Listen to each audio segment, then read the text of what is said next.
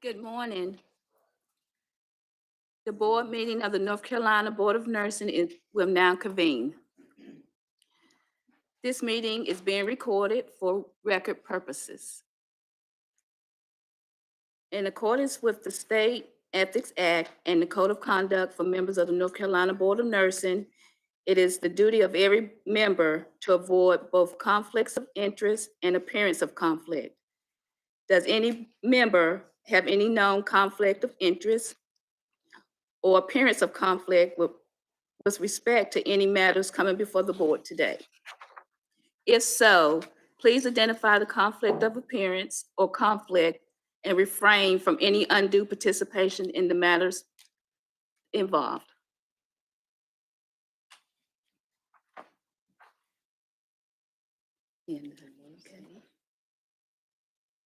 Good morning. Welcome all board members.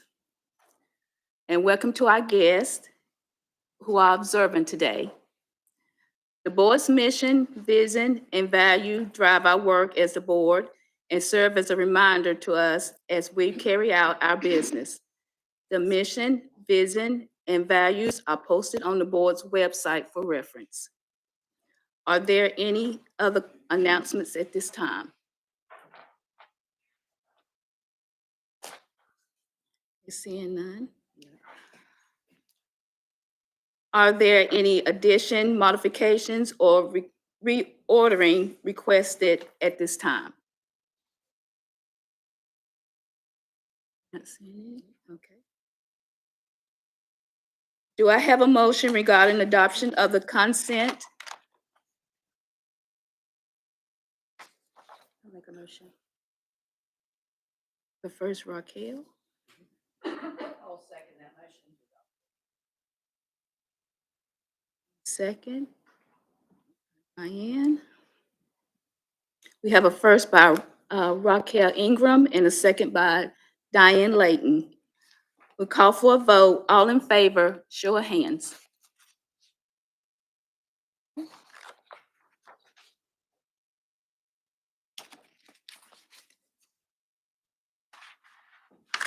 right, going on to M6, adopting the meeting agenda. Do we have a motion regarding adoption of the meeting agenda?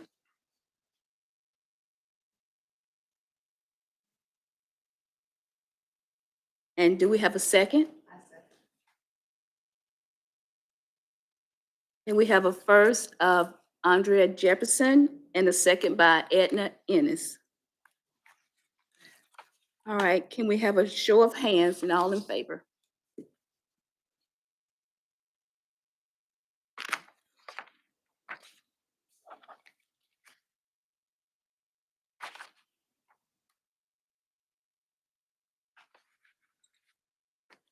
We are now at the open comment period portion of our agenda. The purpose of the open comment period is to provide members of the public an opportunity to share their concerns, offer views, and present questions regarding issues that impact nursing and nursing regulations. At this time, we have no requests to speak during the open comment period. Therefore, we will move to the next agenda item.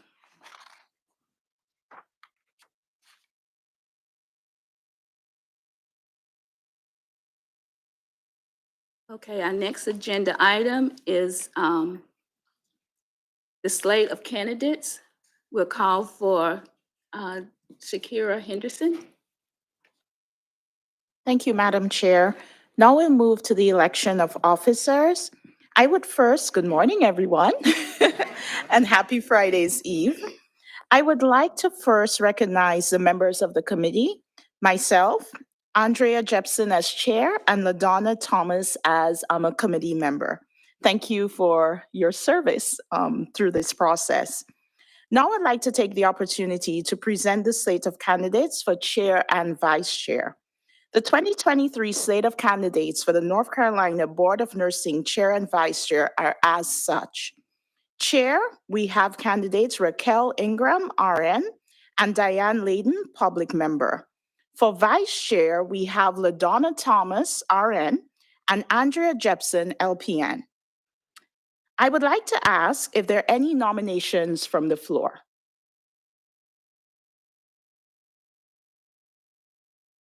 Hearing none.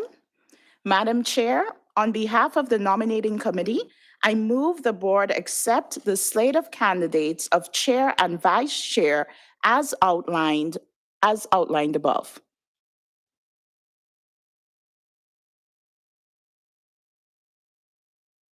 Do I need to get a vote? Do we need to?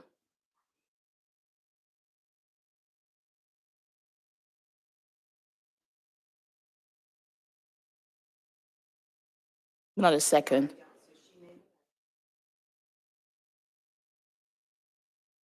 Okay, I'll repeat it just as a matter of.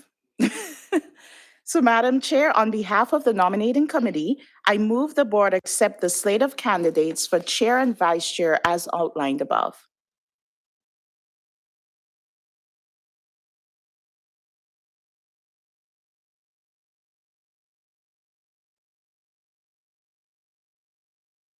All in favor in accepting the slate, please raise your hand. Thank you. At this time, we'll have candidate remarks. I would like to recognize Raquel Ingram to give a 3-minute remarks if she would like. Okay, well, good morning, everyone. Thank you for the 3 minutes, Dr. Henderson. I was prepared for 2, and hoping that I wouldn't get No into worries. 5. And so you will see me looking at my phone. I had some issues this morning, and I had a printout of my campaign speech, and it wasn't working, so bear with me. But first off, I would like to thank Dr. LaDonna Thomas for nominating me for this position. And for providing those commentaries in the packet that you see. And I would like to just add a little bit more to that, including a little corny slogan, if you will, about me. So if I had to come up with a slogan, and I kind of did, it would be Raquel Ingram is the right person to chair the Board of Nursing. Okay, so shall I repeat? Raquel Ingram is the right person to chair the Board of Nursing. So that's my campaign slogan. But I just want to share some reasons why I am qualified for this position. So I currently serve as the vice chair of the Board of Nursing. Some other areas that I serve in is board governance. I currently chair board governance. I currently chair the Education and Practice Committee, and I also chair the Education and Practice Committee in 2021. Speaking of 2021, I was chair of the Hearing Committee and also chair of LRP. I've served in other avenues or areas on North Carolina Board of Nursing committees, such as the Strategic Planning Committee, and I currently serve on the Joint Subcommittee. I love nursing. That's what I do. I believe that's what I was born to do. And so my life is committed to serving in any way that I can. National Council, I like to stay abreast on things that are happening within National Council. I enjoy attending their conferences. And I also was accepted as an exam development volunteer. So excited about that, especially with Next Gen coming up. I'm also a member of the North Carolina Nurses Association. And so I love staying abreast of what's happening with the nursing advocating body. And so look forward to attending all of those conferences. I'm also a member of the National League for Nursing. And so with that, I was elected to 1 minute. Okay, hurry up, Raquel. Thank you. And so I was a NERC reviewer for that. So anyway, most likely you've witnessed my passion, those of you who have served beside me, my neutral passion to protect the public during our committee meetings. And so I do take that seriously. And so for the sake of time, I will just go to my next component. I've talked a lot about the things that I do. And so let me just mention the programs. I've developed 3 Bsn Nursing Programs, and so I'm now on the 3rd. I think that is a major contribution to the profession because with that, we talk about and hear about the nursing shortage. And so those 3 programs have made way for more nursing students or nursing graduates, I should say, and also for time with, thank you. Thank you so much. Thank you, Raquel Ingram. Now I'd like to recognize Diane Layden to give her 3-minute remarks.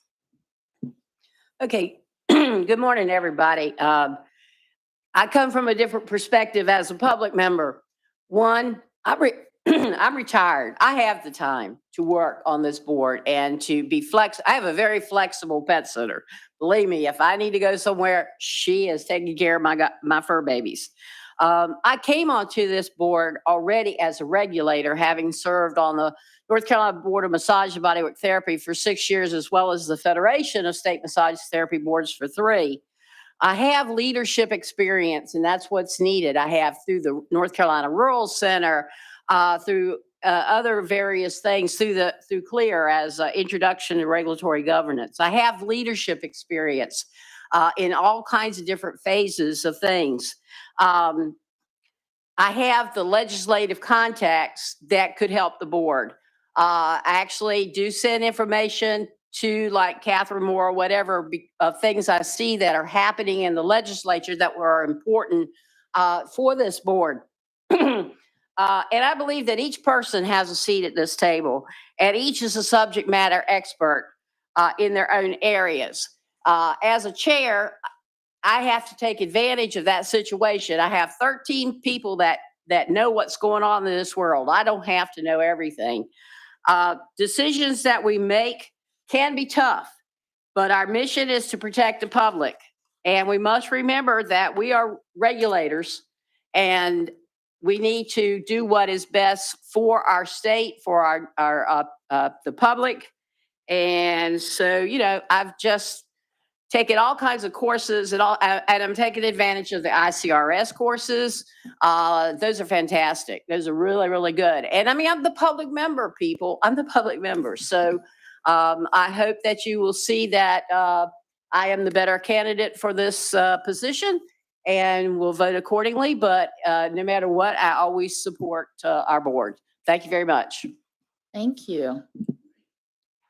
Now we're going to do the vice chair candidate remarks, if they would like. I would like to recognize Donna Thomas to give her 3-minute remarks. Thank you. Isn't it strange how princes and kings and clowns who caper in sawdust ring and common people like you and me are builders for eternity? Each is given a bag of tools, a shapeless mass, a book of rules.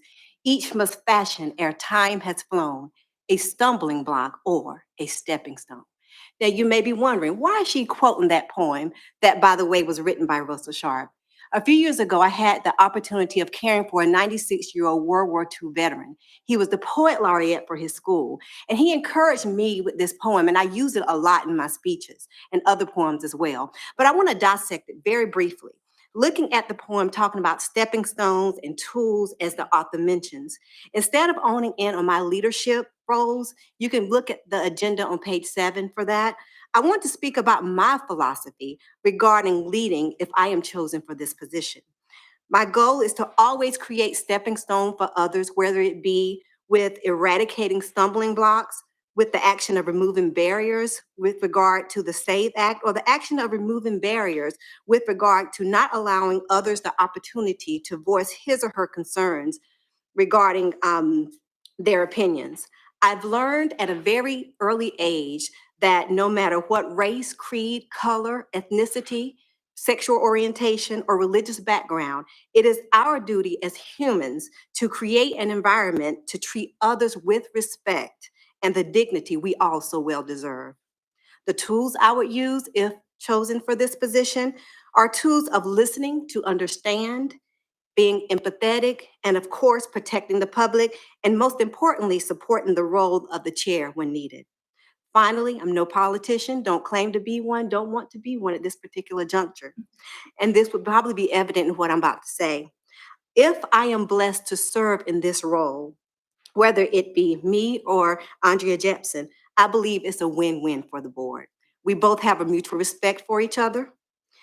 Again, additionally, whether I am blessed to serve this role or whether it be Andrea Jepson, there is one thing I believe we both probably demand or request from the North Carolina Board of Nursing, and that is a warm blanket with the North Carolina Board of Nursing's insignia on it. Because if you look around, she and I are the only ones wrapped up in a blanket because the Board of Nursing has its air set on Alaska 0 degrees Celsius.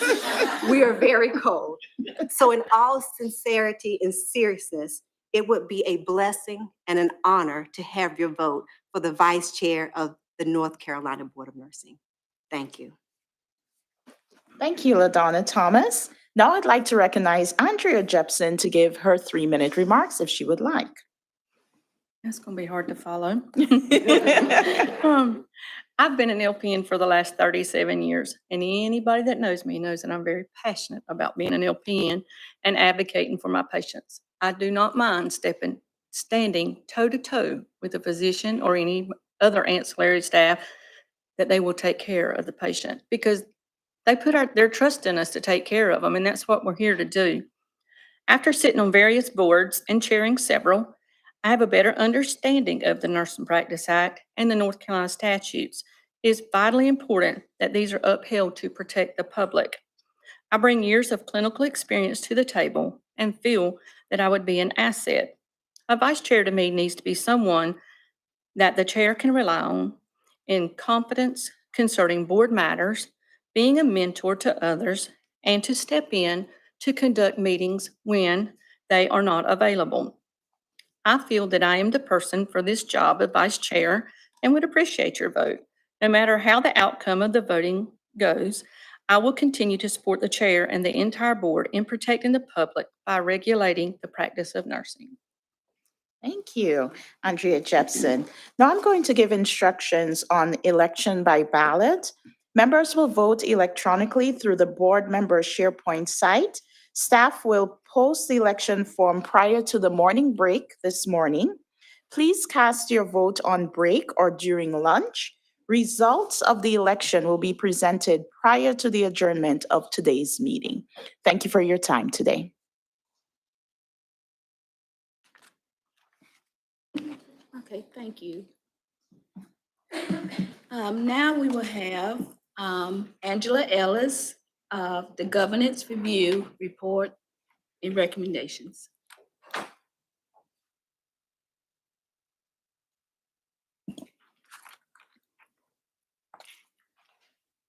Okay, all righty. Well, good morning again, everyone. I am going to read over the Board Governance Committee report, and this is item M10. So first, I would like to recognize the members of the Governance Committee and the Governance Review Team.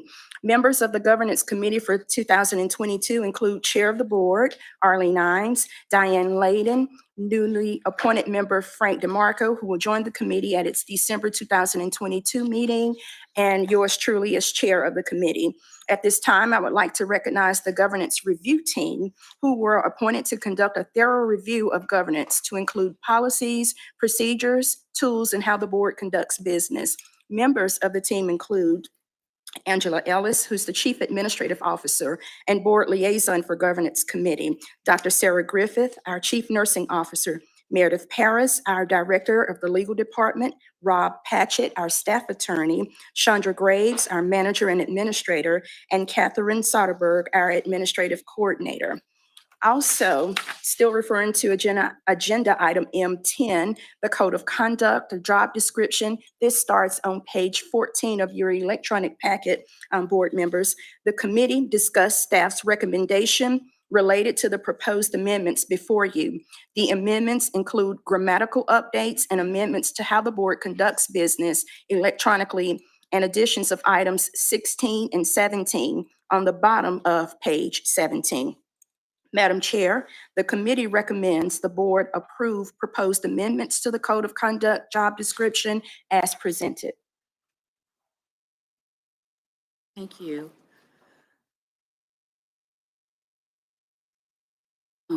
Committee recommendation that the board approve proposed amendments to the Code of Conduct job description.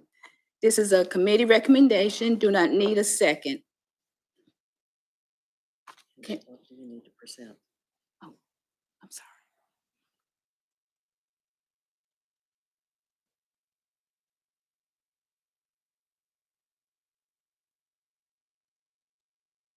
A thorough review too. This is one that drives the board members' job and role on the board. So we looked at the Code of Conduct job description. You'll see, as stated, that we have some grammatical things that we struck out. Let me see, this thing's for instance, in number 6, respond to all emails, phone calls, or text messages, since we now have the capability to text, and we have quite a few board members who use that. In addition, we added on page, sorry, I'm not sure what page on your agenda, number 16, selecting and evaluating the performance of the Chief Executive Officer. That is one of the board's roles. And to maintain confidentiality about all internal matters of the organization. So this brings the Code of Conduct up to our standards for 2022. And the committee recommends that this be approved as presented.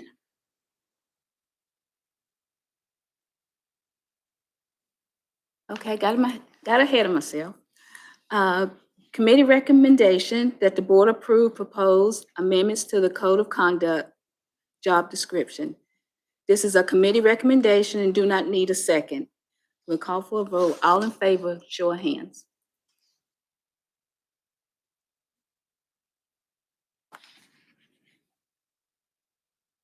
Thank you, Madam Chair. I would now call your attention to Agenda Item M10, Board Assessment Tool and Action Plan. This is on page 18 of your electronic packet. The committee discussed staff's report related to the proposed recommendation before you. Staff identified a trend related to the objectives, and members consistently request additional education on key issues and initiatives. This objective will be ongoing for the March education sessions and the October board retreats. In addition, the committee discussed the verbal debriefing forms. It was agreed staff received timely feedback from members with the verbal debriefings versus once-a-year responses through the board assessment tool. Based on this discussion, the committee also recommends addition of verbiage, possible educational opportunities to identify members' ongoing educational requests. Madam Chair, the committee recommends the board discontinue the board assessment tool and action plan and update the verbal debriefings effective September 1st, 2022. And just to follow up from Dr. Ingram, this tool has been in practice since 2008. And over the years, we've noted a trend as identified that mostly the board would like for us to continue educational opportunities.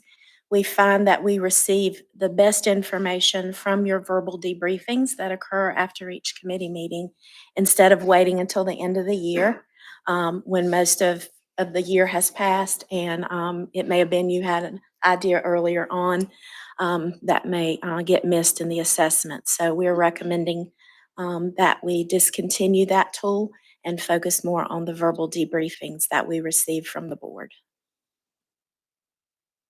Okay, thank you. Committee recommendation that the board discontinue the board assessment tool and action plan and update the verbal debriefing effective September 1, 2022.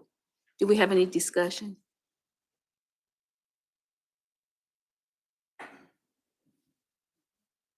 This is a committee recommendation. Do not need a second. All in favor, show of hands.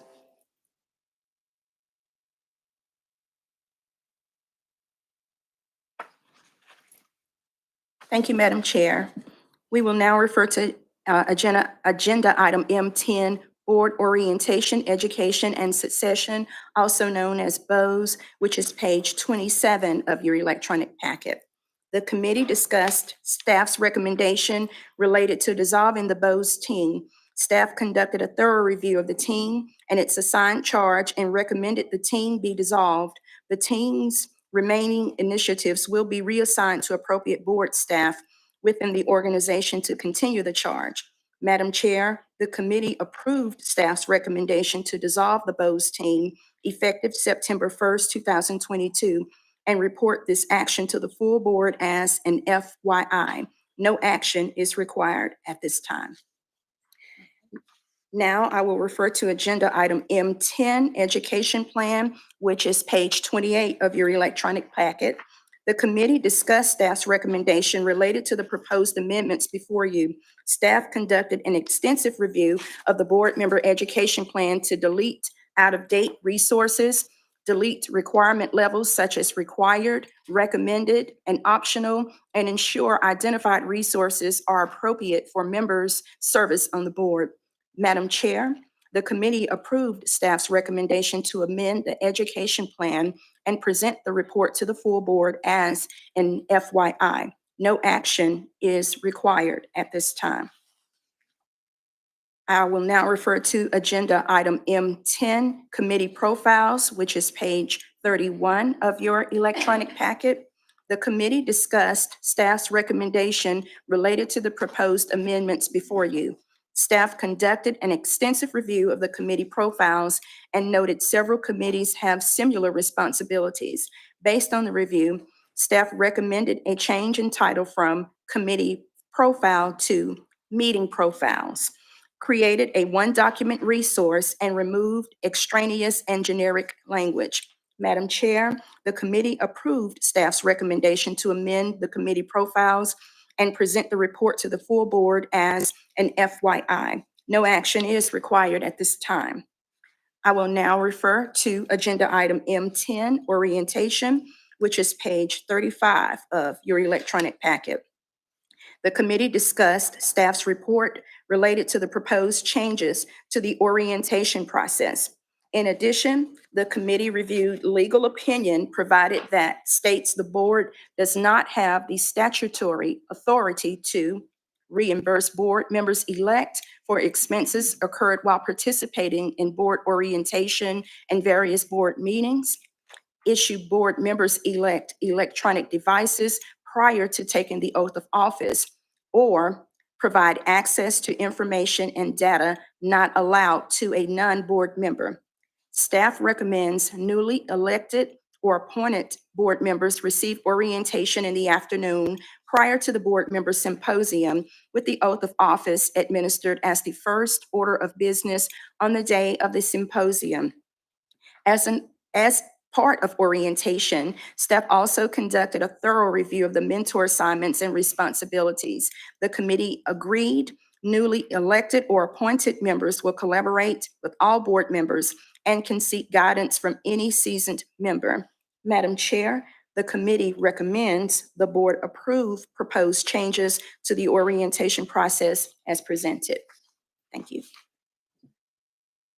And just to follow up with that, the team determined and decided that our logo is kind of less is more. We recognize that all of you have full-time jobs. So what we're trying to do is to streamline and make the information that you have concise, easy to refer to. In terms of the orientation, we will still have a very in-depth orientation. It will just take place in January instead of the normal September to December that we do. And Chandra and Catherine do a great job staying in touch with our newly elected and appointed members as they're waiting to serve on the board. So we'll still provide that service. We'll just do more of it in January. Okay, thank you. Committee recommendation that the board approve proposed changes to the orientation process is presented. Do we have any discussion?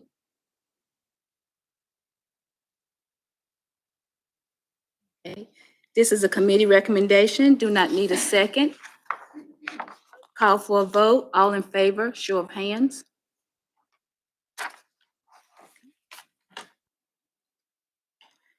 Now we will have Finance Committee recognize the chair, Tom Menowitz, and staff liaison, Gail Bellamy. Thank you, Madam Chair. First of all, I'd like to recognize the members of the committee, myself as the chair, LaDonna Thomas, Chester Farley, and of course, Crystal Tillman, CEO and ex officio. The Finance Committee met on August the 9th, 2022, and this is a brief summary of what we went over, and it's agenda item M11 if you'd like to follow along. The fourth quarter financial statements, we reviewed those, of course. The board maintained a strong financial position through the fourth quarter of the fiscal year. The committee reviewed the following financial statements: statement of net position and a statement of revenue, expenditures, and changes in net position. On the statement of net position, the summarizes the financial position as of June 30th, 2022. Assets totaled over $26 million. Liabilities totaled approximately $9.8 million, resulting in a net position of over $16.3 million. Net position decreased by $795,967 for the fiscal year as a result of investment performance in 2022. The board's portfolio performance is down about 8% as of July 31st, 2022. The following performance or results are relevant to the NCBON operations. A change in net position, the net position decreased 4.65% from the prior year. The target performance measures is to show an increase in net position. Although there was a decrease in total revenue, the net operating revenue showed a positive change. Net position has averaged a 7% increase per year over the last 5 years.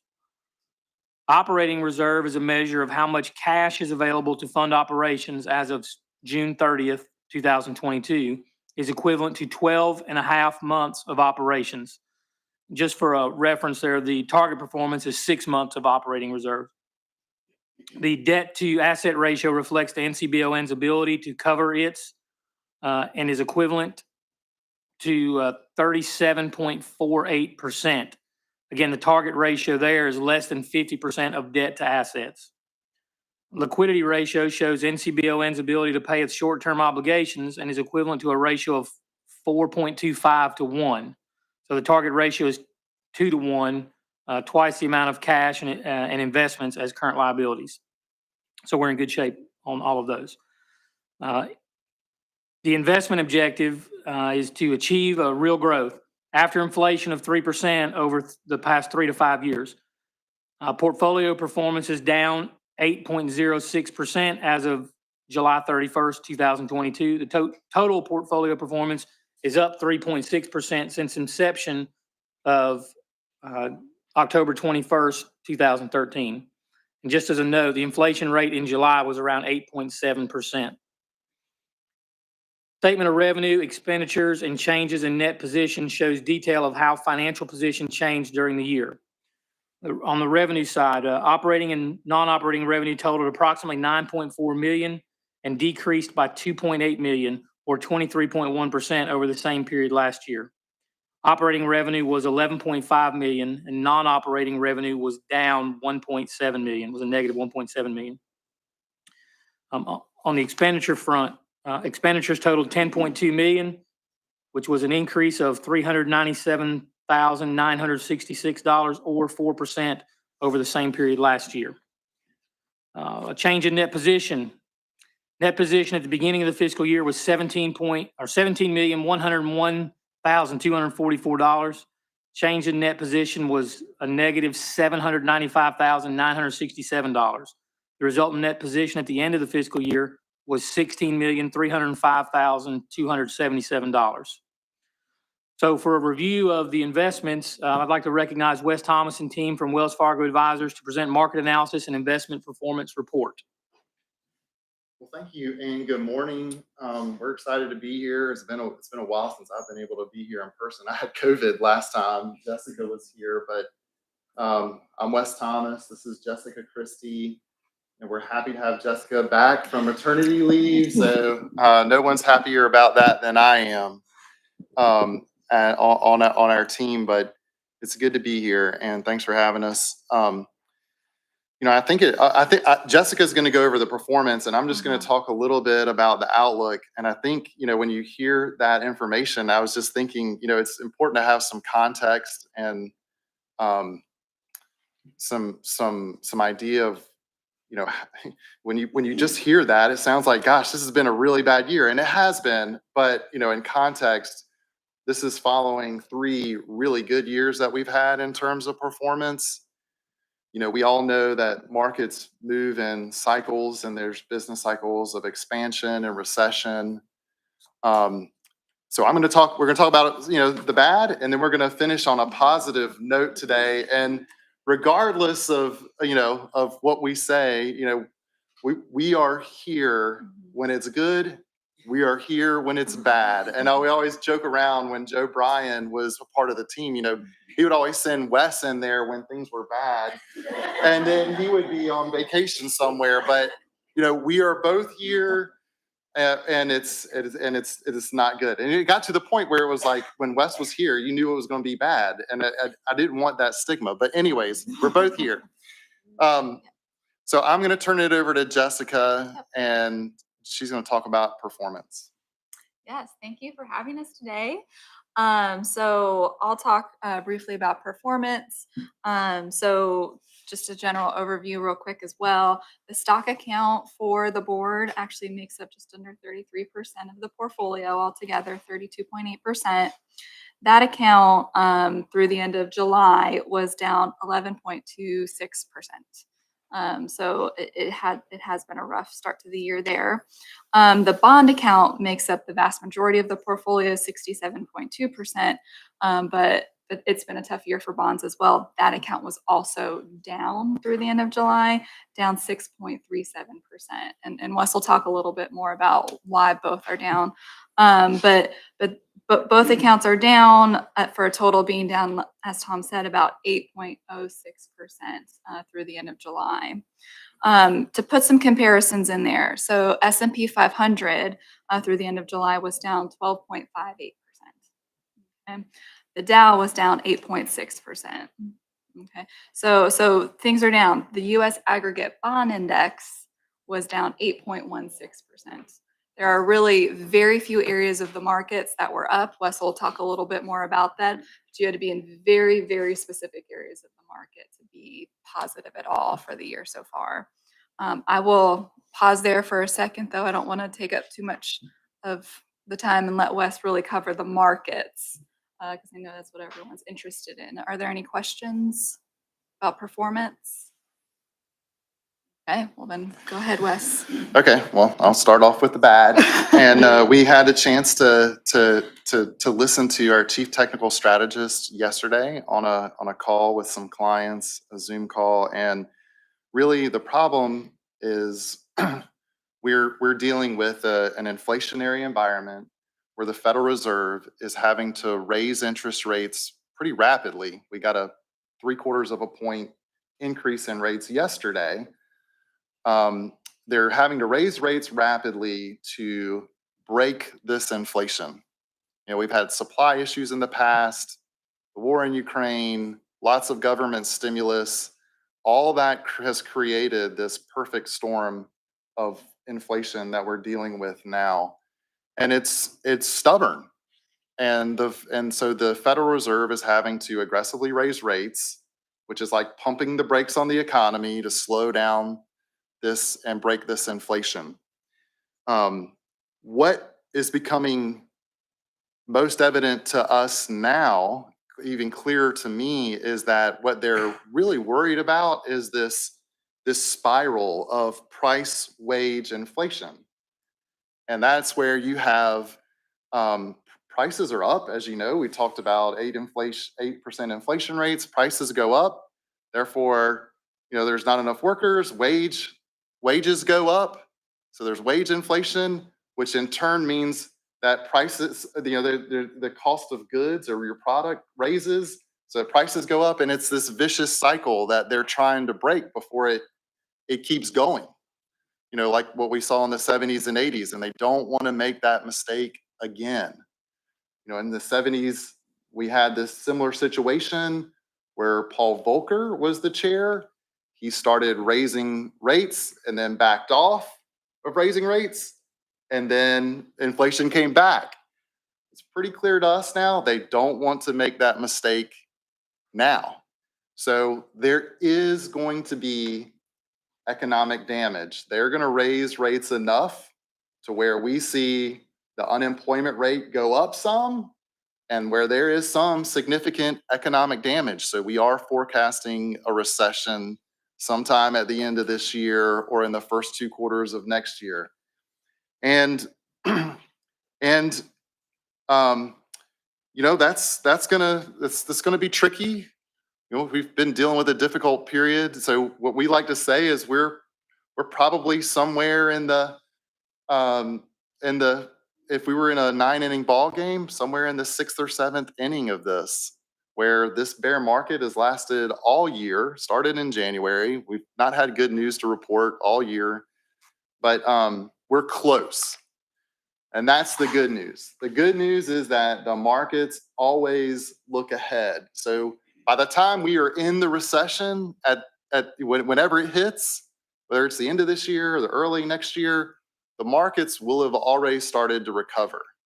And so we're close.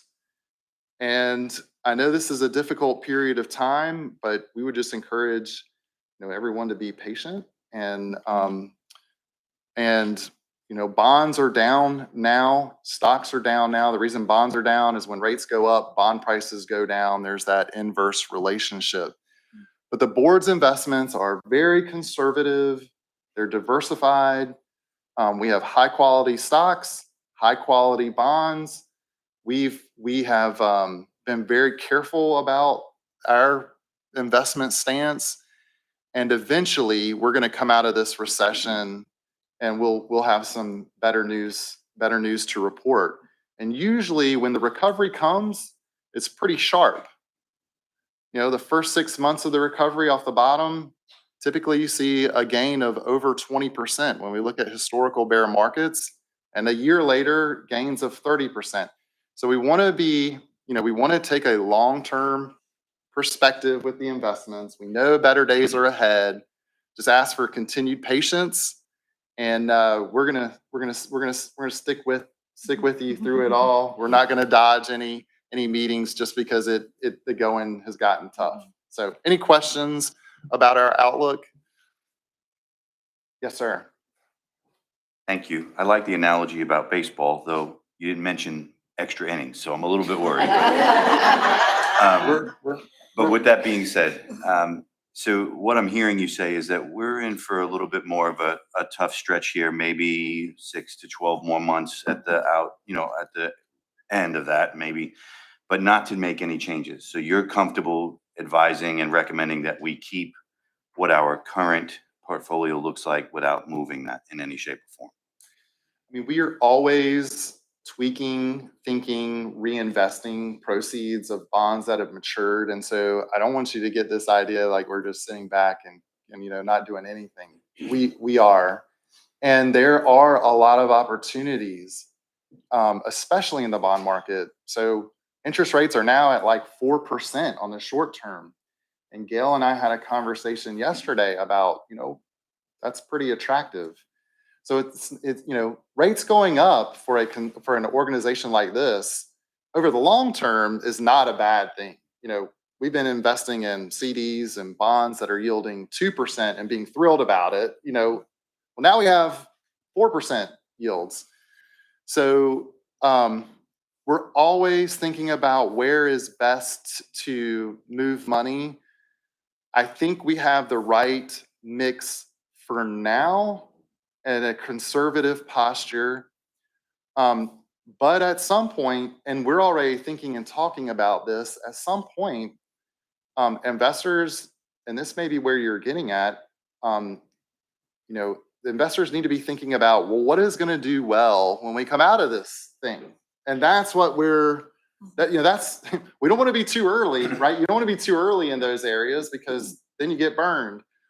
And I think early in my career, I was a little early. And I'm learning after 24 years, to slow down a little bit. And that's like what we talk about as a team, is to slow down and be patient. And I think there's going to be some opportunities that show themselves, and it'll be a little clearer, and we'll be rewarded for that. So we're thinking a lot about that. Right now, I think caution and being careful is the right positioning for now. I agree. I think being reactive could be damaging. So I appreciate your approach. Thank you. Yes, sir. Thank you.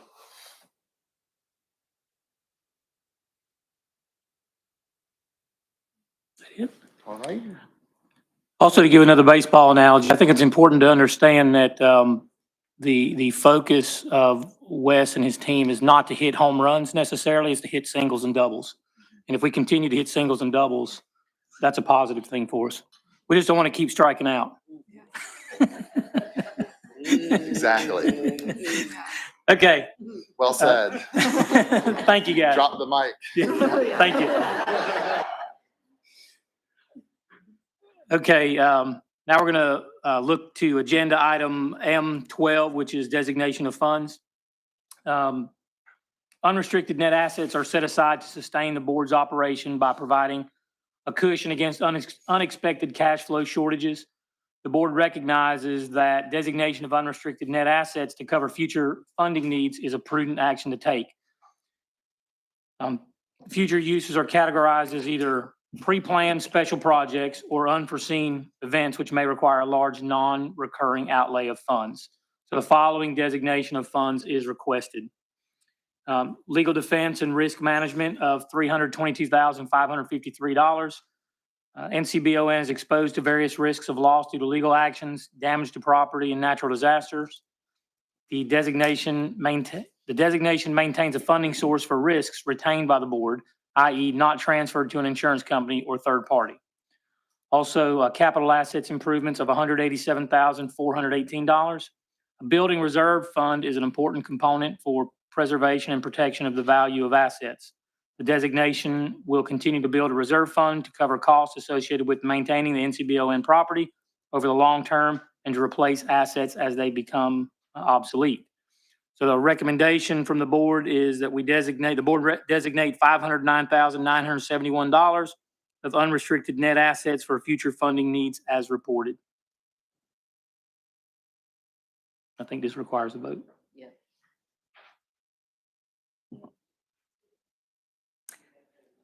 Right, the board will vote to approve designation of those funds.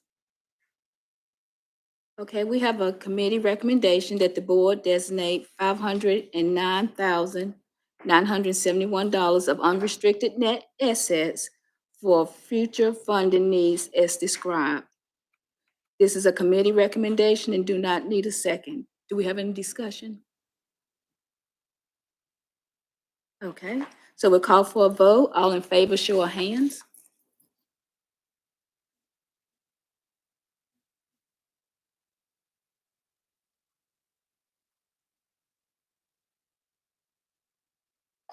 Thank you. All right, we'll take a break now. Let's maybe do a 15-minute. Yes, a 15-minute break. That way, that will give you time if you'd like to vote, and we have, you know,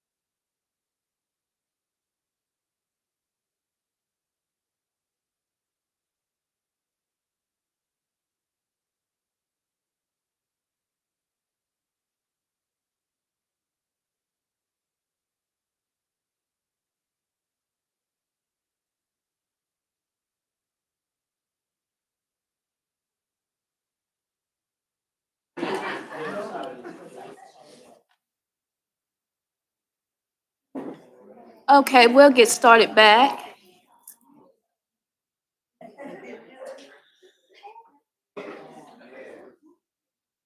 We'll get started back. Now I want to recognize Chief Executive Officer, Dr. Crystal Tillman. Good morning, everyone. And let me turn on my green light so you can hear me.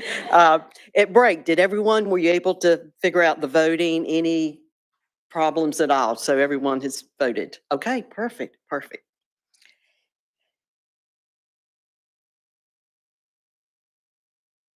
Okay. There we go. It's a bit of a delay. We'd like to welcome, I know you're surprised, aren't you, Edna? You look up and see. We'd love to welcome our new board member, Edna, and Edna Ennis took the oath of office on July 27th this year. And she is an emergency room staff nurse at ECU Health Duplin Hospital. So welcome.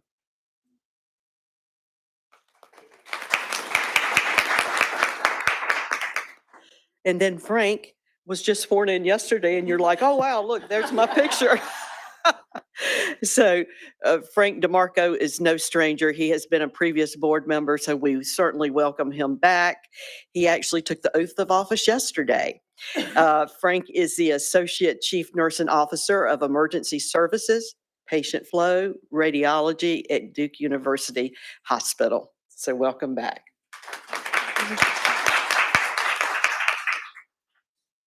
I would love to congratulate our three board members who were elected or re-elected.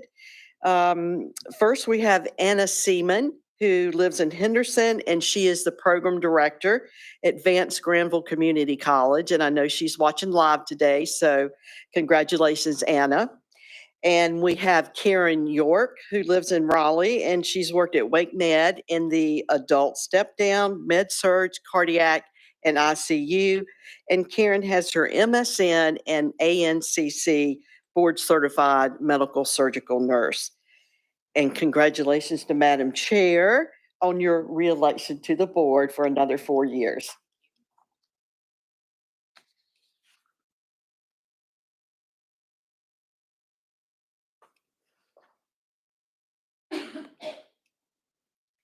So we had the honor last month at National Council State Boards of Nursing at their annual conference. We were finally able to be in person and receive our Regulatory Achievement Award. And it recognizes member boards that have made an identifiable, significant contribution to the mission and vision of NCSBN in promoting public policy related to safe and effective practice of nursing in the interest of public welfare. So as you can see, we had board members for this occasion, and it was a wonderful conference. And Meredith just slid right in there. We were trying to get Meredith in the photo, so they kindly waited because she was busy in another meeting. But that is quite an honor, and it was actually last year, but this is when we could get together and celebrate it. So you should be certainly proud of North Carolina for getting the Regulatory Achievement Award. Our Chief Operations Officer, Tony Graham, he got elected to the Board of Directors for National Council, so we're very proud of him. And he immediately started, and it's a 2-year term that you will be serving. So we're delighted to have him on the board, and we know he'll do an excellent job. Yes. Now, talk a little bit about licensure. You know, we hear about the nursing shortage, but our numbers are still increasing as far as renewal, 3.9% increase. Our exam, 5.2 increase. And then endorsement, 12.9% increase. So nurses are coming to North Carolina and we're getting them licensed. But there are still shortages, and with our NurseCast, it is still predicting shortages, of course, for the future as well.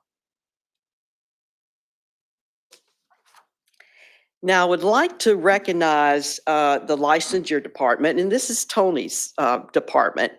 They're stellar, and they work so very hard. And we have been really doing a department spotlight on our Facebook and our Instagram account. You may have seen it, but I certainly wanted to point out Candace Moore she does everything exams, right? With NCLEX, and I call her the NCLEX queen. So if you're a new graduate, chances are you may have talked to Candace before. Andrea Gunther, she does all the endorsement. So if a nurse is wanting to move to North Carolina, then they're going to go through Andrea. And right now, with our endorsement rate, North Carolina looks like a very attractive state. So we're happy to welcome those new nurses to our state. Christina Bridges, she does the criminal background checks. And then one of our newer staff members, LaTarsha Flowers, does reinstatement and renewal. You know, these folks work behind the scenes and you never get to see them. So it's nice to put a photo with the face. And Tammy Edlin, she works with Nurse Aid 2 and also continuing education. Dacia William, she has the privilege of working with all the advanced practice nurses and does an excellent job. And then Crystal Moore works in operations, and she is rather new board staff as well. I will tell you, growing up, my name Crystal was rather unusual, but now it's very common, you know? And so it's the first time I've ever worked at a place with someone else named my name, Crystal. So one day I'm checking out something in the garage and asking the, gentleman, how it's coming along. And he goes, "It's coming along great." He said, "Crystal has approved it. And, she's been down, checked out all the work." And I'm like, oh, he must be mixed up. Maybe it was Tony or Sarah that went down to check it. And then I went and told Tony, he goes, "Crystal, we have 2 Crystals now. It was Crystal Moore." So I'm like, oh, yes. Yeah. So anyways, got to remember. Yes. And we have 2 Catherines. We have 3 Moores. Yes. So we have to keep it straight. So big congratulations to Dr. Jennifer Lewis, our Director of Education and Practice. She was recognized as one of the 2022 recipients of the Great 100.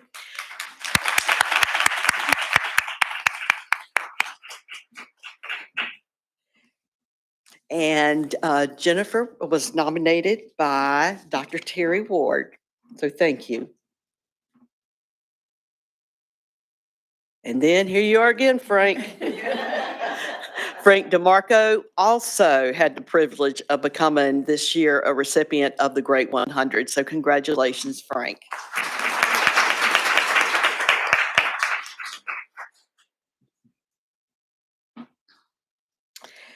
So as chair of the NCLEX Examinations Committee, I had to give the annual update at the conference this year. And the RN and PN test plan, which is done every 3 years, passed by delegate assembly. And the NGN will be forthcoming April 23rd. So we are still on target with the NGN. So I will say, we've had a little dip with COVID in the NCLEX pass rates coming down about 5%. Still hadn't quite recovered. Anytime we do a test plan change or something like the NGN, sometimes we have 3% drop down as well. So the Education Practice Committee, they're working very hard because right now it's a moving target of where do we want to land with NCLEX pass rates. As a board, we don't want to be in the business of closing nursing programs and a shortage, but certainly we do want to support our nursing programs and we want to keep the public safe.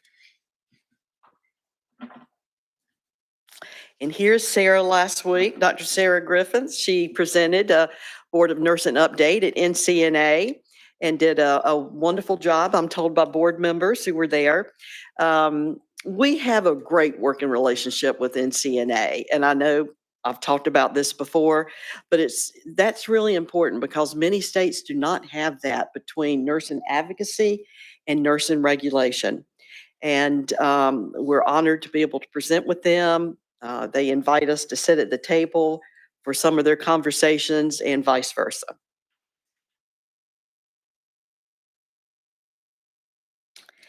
So now I want to touch on a legislative piece.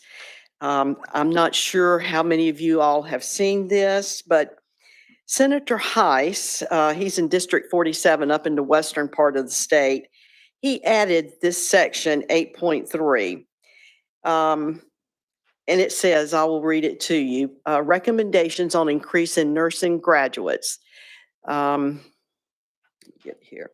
No later than February 1st, 2023, the Board of Governors of the University of North Carolina, in collaboration with the State Board of Community Colleges, shall study and provide recommendations to the Joint Legislative Education Oversight Committee and the Joint Legislative Oversight Committee on Health and Human Services on methods and a timeline for increasing the number of graduates from nursing programs at constituent institutions of the University of North Carolina and community colleges by at least 50%. So as you can imagine, the UNC system, community college system, they are trying to get together and say, what does this mean? Are we talking about pre-licensure? Are we talking about doctorate level, master's degree, trying to find some clarity? Are we talking about each individual increasing by 50% or overall an aggregate number? So we're happy that Dr. Jennifer Lewis, Dr. Sarah Griffith, and Dr. Catherine Moore have had a seat at the table with these conversations and will continue to be a part. I know especially Dr. Lewis, you certainly have met with that group. You presented to them last week at the NCNA conference. So it's going to be an ongoing thing. The Board of Nursing, we're there as a resource to certainly support them. With time, they may come back and ask for some waivers or rule revisions. We haven't gotten that far yet, but just wanted to share this with you because it certainly is a big ask. And yes, to help with the nursing shortage, but we also know that we're in a nursing faculty shortage. And so to admit more qualified students, we have to have the faculty. And a lot of faculty are retiring now. So that's one thing that certainly leads to the nursing shortage. Not sure if y'all have heard this on the news. It's kind of been big news lately. It appeared in nurse.org on September 7th, so it's a reliable source. It involves a CRNA in Charlotte. It was an unfortunate case that occurred in 2010 where a 3-year-old girl was receiving an ablation. She coded during the procedure. They coded her for 12 minutes and she suffered anoxic brain damage, cerebral palsy, and developmental delay. So of course there has been a lawsuit, and last month, a narrowly split North Carolina Supreme Court struck down a 90-year-old precedent that protected nurses from liability. The opinion of the 3 justices in favor of overturning the ruling stated that because nursing had evolved, the decision was necessary. The 2 dissenting justices countered that holding nurses accountable for physicians' decisions would create liability without causation. So it's unclear how this is going to move forward. We've received calls from CNOs. We've received calls from nurses that are concerned. I know that Dr. Sarah Griffith was on the NCONL forum one night and she saw a question asked. So got together and we created our statement because we want to be clear where we stand as the board. So it is not within the authority of the NCBON to provide legal opinions on the outcomes of cases addressed through the court system. The NCBON investigates complaints received using a just culture approach and determines appropriate regulatory action based on the facts of the case. The recent North Carolina Supreme Court ruling does not have any bearing on how the NCBON will continue to carry out its duties, which are authorized by statute and the Nursing Practice Act.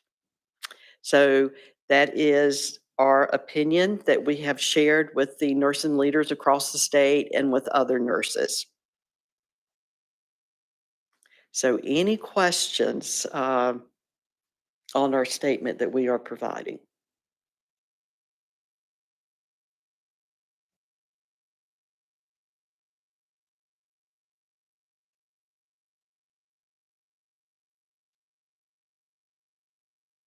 You know, this has been happening in some of the healthcare fields, but it's really upsetting when this happens and, you know, people call us and this happened to be a nurse practitioner. She got scammed out of $8,000. You know, they call, they say with the North Carolina Board of Nursing, her license is in jeopardy or her approval to practice. And so she was scammed out of the $8,000. You know, you can go on our website and find nurse's name, and I think that's how they contact folks. But we've been saying if you receive a suspicious call, hang up and call the board directly. Call our number. And as you can see, the Attorney General, Josh Stein, he's also come out. You've probably been seeing it in the media as well, is to certainly watch for scammers.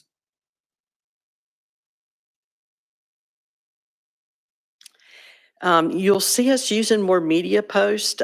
These happen to be on APRN practice, but it's all about facts, getting the facts, and we're trying to shorten things.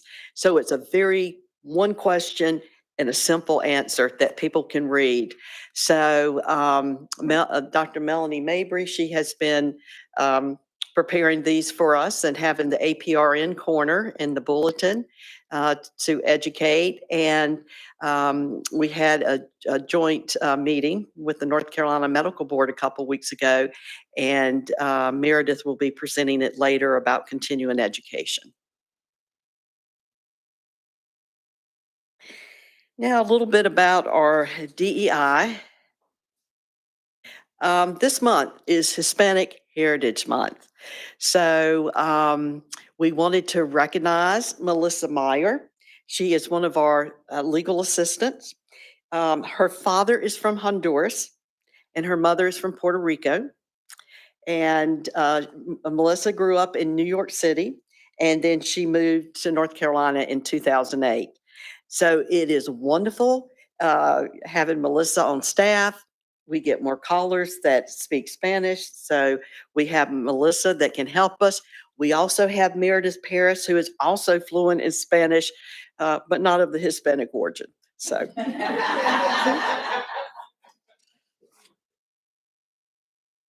You know, I think the biggest asset we have at the board is certainly board staff. We get the cream of the crop, and we value them. We want to retain them. And so every year we do a staff appreciation day. So here we closed out the underneath in the garage, and there's always food involved with us or any meeting that we have. And so they set it up as seats, set it up as a carnival day. And so it took a couple hours, and staff had lunch, and we played games, and it was a lot of fun. We work hard and we play hard. We also celebrate Pride Month as part of DEI.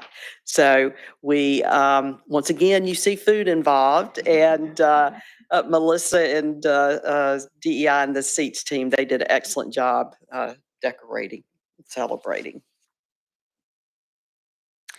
So tomorrow I will be sending board members and then board staff our new logo that we will be releasing. The reason why I'm not sharing it right now, because this is a public meeting, we're not going to release it. We're not going to unroll everything and the rebranding until the beginning of January.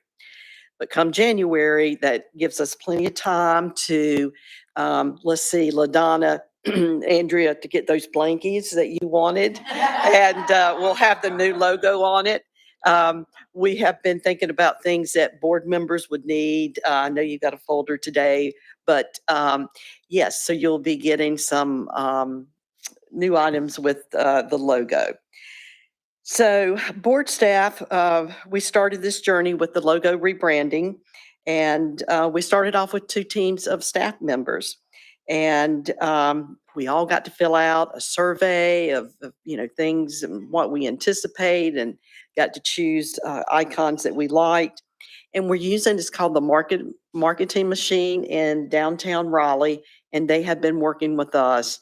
And I never knew it was such a process to rebranding, choosing a logo. Dr. Sarah Griffin has taken the lead on this and has done a wonderful job. We left it to the leadership team to make the final decision. And I will say we worked so well together, we came to a consensus. So I hope you're pleased, and we will be sending it out, like I said, tomorrow, and give you a detail. But there are 4 different colors which will represent the 4 different parts of North Carolina. So it's just a more modern version. So now I wanted to also talk about a couple things on M14 in your packet. If you look at just 2 that I'm going to identify, because we've already talked about the increase in nursing graduates by 50%. But if you look at Session Law 2021-3, House Bill 196, the COVID-19 Response and Relief, this is the only waiver that is still out there because it was directed by the legislature. And it's for the Nurse Practitioner Quality Improvement Plan. But it will be ending as of December 31st, 2022 this year. Dr. Moore, when she does the scorecard, will be giving you a more in-depth look at the numbers as far as our waivers. And then the other one I really wanted to mention was Session Law 2021-180, Senate Bill 105, the 2021 Appropriations Act. And this is where Cumberland County received funding to start a SANE pilot program. And in June, the Board of Nursing, we approved the Fayetteville State University SANE program that's related to the pilot funding from the legislature. This is not only going to be state, but it's also at the federal level that we'll be keeping in track of SANE programs and hopefully increase the number of SANE nurses. Sexual Assault Nurse Examiner is what SANE stands for.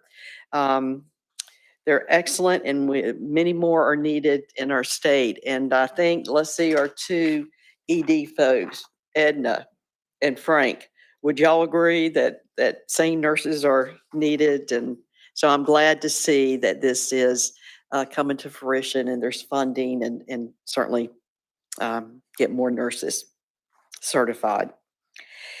I'd like to call your attention to the red folder. There is a document in there, Continuing Education CE Activities in 2021 from the Practice Department report, and this is by Joyce Winstead. I just think it's incredible to see how much education practice really does. As you can see, it's broken down by CE credit and non-credit activities provided in 2021, 41 activities. Now, the CE credit is when we issue the credit, and the non-CE is when they go to present and someone else awards the CE credit. But as you can see, I love the breakdown, but the total participants of the CE credit and non-credit activities, 13,164. So that's great. And that's one thing we're hoping to do in the practice department is do more presentations, reach more people, We've also talked about short YouTube videos for education as well. I like on the participants of the CE credit presentation, look how many schools of nursing are, sending their students to CE opportunities from the board. And then in the next, the bulletin articles, you see a lot of hospital nurses who are utilizing that as well. So as part of my CE update, I'm going to turn it over to Dr. Sarah Griffith, who's going to present the strategic plan update, and then Dr. Catherine Moore will present the performance measures scorecard, which is always exciting to see the graphs from the previous year and to see what progress we've made.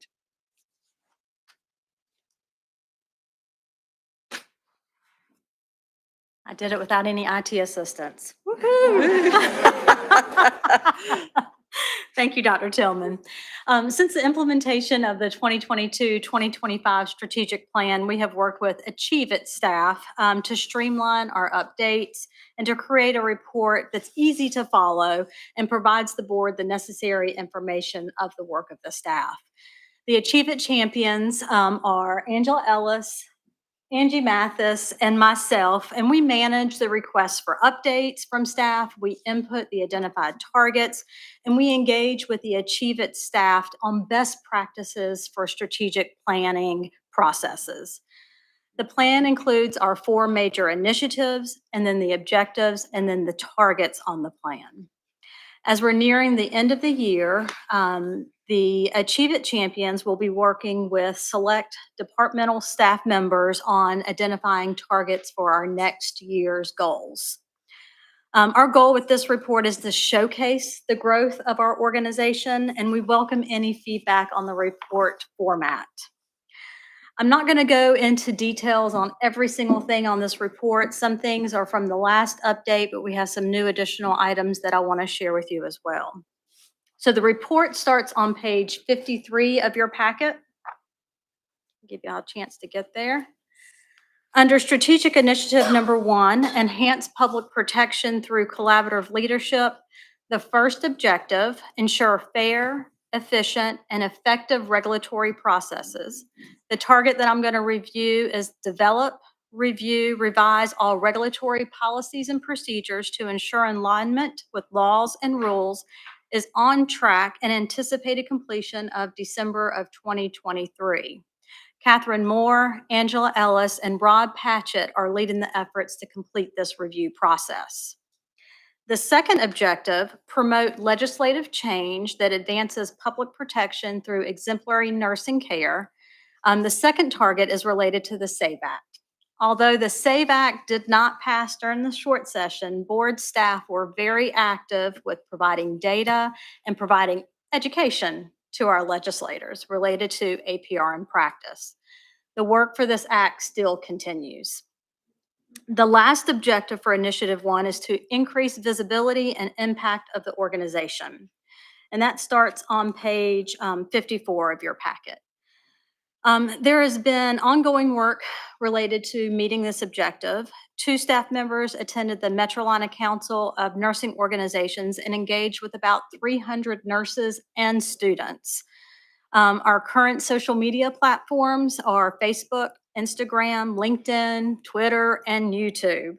And what we're doing with that, we're trying to reach the most nurses that we can possibly reach, as well as the public, to inform them about nursing regulation. In addition, our board meetings are live streamed, and that's a new process. So all our board meetings, January, May, and September, are live streamed. So anybody from the public has the opportunity to watch the work of this board. In addition, we're continuing to work on the website redesign, as Dr. Tillman talked about. This project is a little bit off track, but is for the good. We had a lot of great ideas on the format of what the website should look like to benefit the individuals that are coming to our website to retrieve information. So nurses, the public, employers. So we wanted to make a website that would be very user-friendly for all individuals. Strategic initiative number 2 starts on page 55 of your packet. And I'll review Objective 2, which is serve as a catalyst for delivery of innovations in education and practice.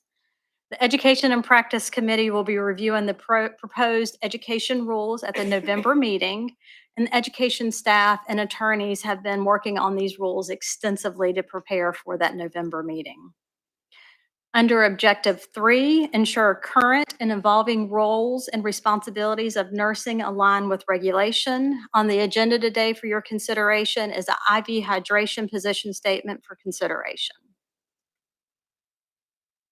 Under Objective 4, identify and address issues in nursing regulation regarding the opioid epidemic, substance use disorder, and mental health.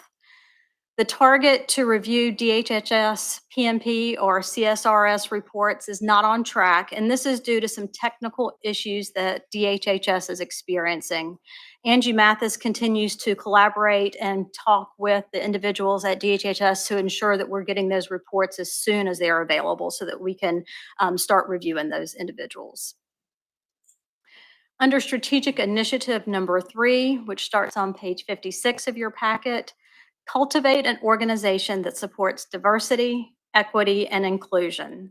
The first target on that page has been achieved. Melissa McDonald has coordinated multiple education sessions, including our most recent session with Brian Francis, an executive leader and former CEO, Texas Occupational Licensing Agency, in which staff and board members attended that meeting.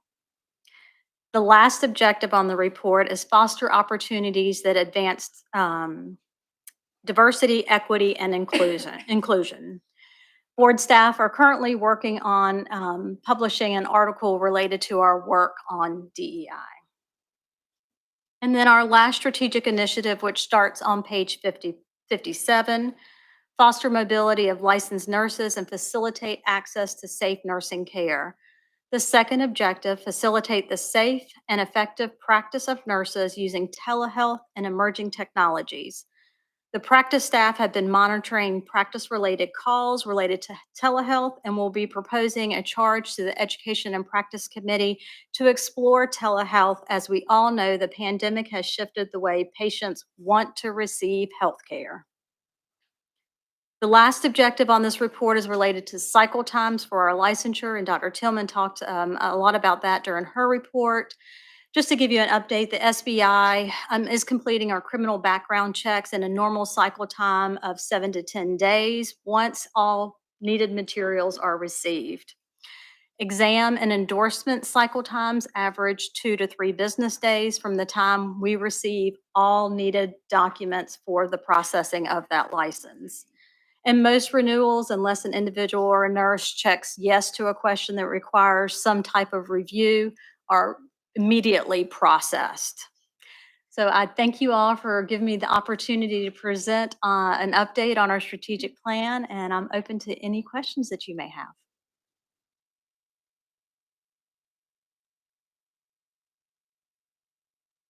Thank you.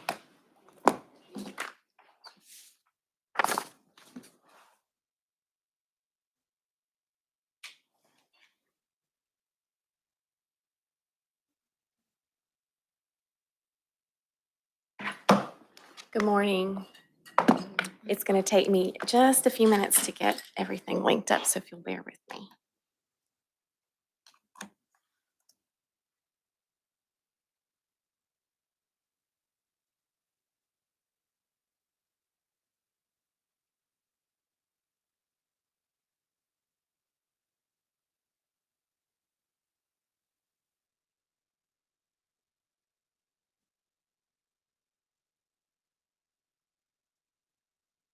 I did have my IT training this morning. I'm waiting for a little red circle to show up, and then I promise to push the button.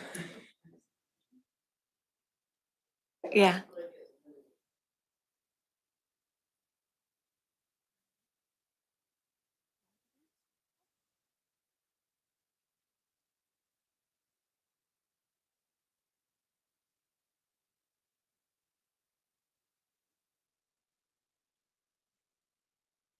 Well, good morning again, board members. It's my honor to be able to meet with you in person today to go over our scorecard for this past fiscal year.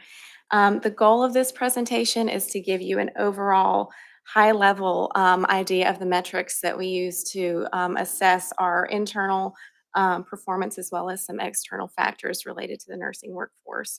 And while most of this scorecard is going to be similar to the scorecard that you saw last year, as Dr. Tillman mentioned, I'm going to have a few slides inserted that relate to some of the legislative activities that we've been monitoring, just so you have an idea of the things that we are doing in response to what's going on in our external environment. And at the conclusion of this presentation or at any point in the future, if you identify metrics that you would like to see in these reports, please feel free to reach out and let us know, or if the way that this is presented needs to change to better suit your needs, we really would love to have that feedback so we can continuously make changes as needed to get you the information that you need. So jumping right into our active workforce, we do continue to see the same relative breakdown year by year in terms of composition of our licensees. And notably, our registered nurses comprise the greatest proportion of our actively licensed workforce in North Carolina. From our APRN population, our nurse practitioners in the state comprise the majority of the APRN population at 70%. Now I'm going to call your attention to the trend lines this year. We did see a change in this last fiscal year, and you'll see in a lot of those a little bit of a downward trend as compared to the last fiscal year. The RN growth rate for the full 5 years shows growth overall, but there was a slight decline and a slower rate of growth this past fiscal year, excuse me. I was switching gears to legislative sessions there. The 5-year trend line for our LPN population in the state has seen a decline as well. And this is something that we have been noting over time. And this was included in information presented to the legislature in the NC NurseCast presentation.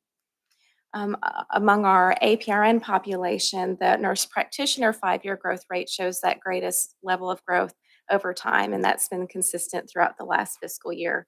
Our CRNAs the last fiscal year had a decrease in about, I think, around 500, but we have seen a little bit of an increase as we've moved into this next quarter. For our certified nurse midwives and clinical nurse specialists, we also saw a little bit of a dip this past fiscal year in those, but don't let the trend lines fool you. You know, for our certified nurse midwives, I think that was a count of about 10. And for our clinical nurse specialists, we had a decrease in about 7 the last fiscal year. I believe that those numbers have stayed steady over time. However,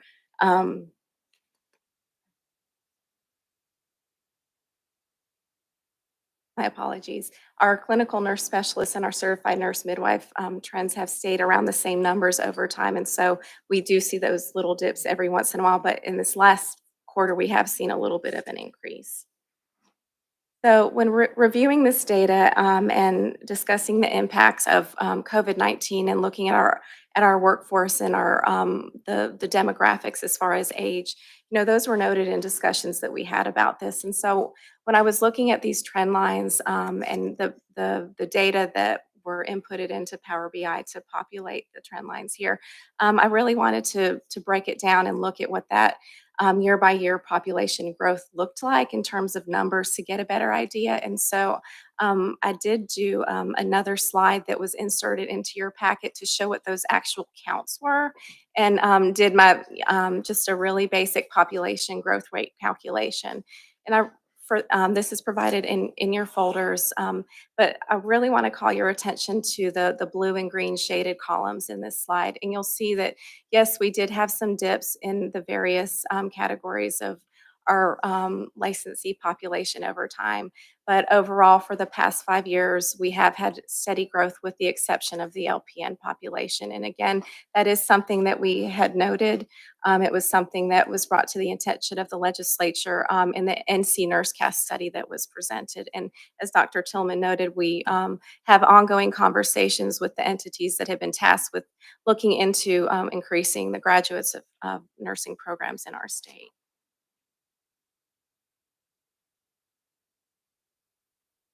In terms of demographics, our baby boomer population and older comprise the greater majority, or excuse me, more than half of the population in North Carolina. as well as RNs of our RN population. Additionally, the identified gender for the majority of RN population is female, and identified race is Caucasian. And this remains consistent for our LPN population as well, this of demographics.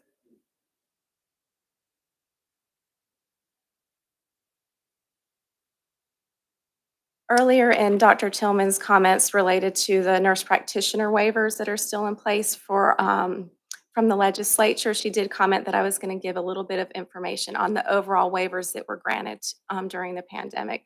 The state of emergency was ended in North Carolina August 15th. And so this is just to circle back and give you an overall idea of the total number of waivers that were granted by the Board of Nursing during the pandemic. So during that entire time, we granted more than 15,000 regulatory waivers to address the concerns for the workforce during the pandemic. You'll notice that the majority of those were those emergency graduate RN permits to help bolster the workforce and get individuals that had education but still had not taken their NCLEX into the workforce to help during that time. In terms of corporations and LLCs, those have remained constant and steady without any major changes. During last year's scorecard report, it was mentioned that it would be interesting to watch these metrics given the impact that COVID-19 was having on small businesses. But in comparison with last year's numbers, we have actually had a slight increase. LLCs were at 992 in 2021, and corporations were at 244. So we did actually have a slight increase in those. Now I'm going to switch gears a little bit and start and talk a little bit about the programs in the state. Again, in the context of the information that the legislature is looking at for increasing nursing graduates, our Education Department with Dr. Lewis has been monitoring the trends of program director approvals over the last fiscal year in addition to the new programs approved. And you'll see that we have had an increase in program directors approved during the last fiscal year, and we do have new programs that are being approved by the Board of Nursing.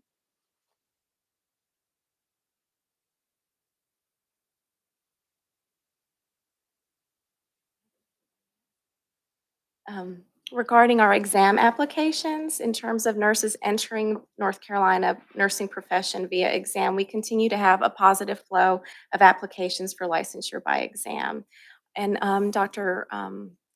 Griffith commented on our quick cycle times. Once we get all of our application materials in-house, that those are turned around very quickly in a matter of days.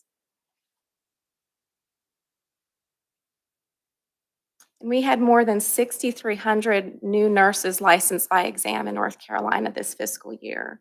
And the table notes the count of the newly licensed nurses in North Carolina according to program. And I wasn't able to do a screenshot to show you the long list, but that total number is inclusive of individuals educated in programs outside of the state that applied to take the exam in North Carolina. So that total 6,300 is inclusive of all programs.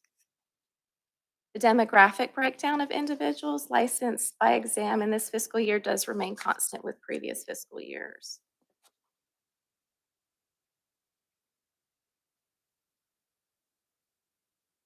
Dr. Tillman did already comment on the slight decrease that we're seeing in NCLEX pass rates.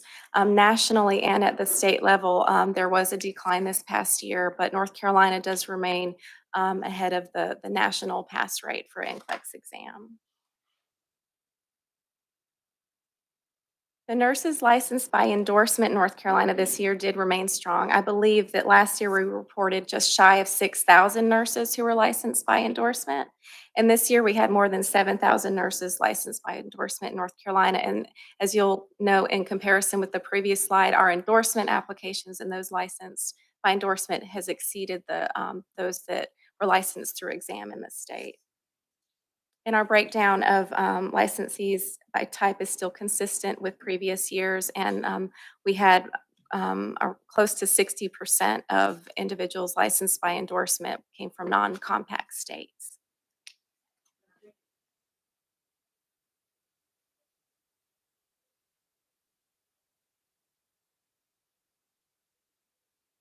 I want to come for this warmer weather. Yeah, beautiful. Yep. Oops.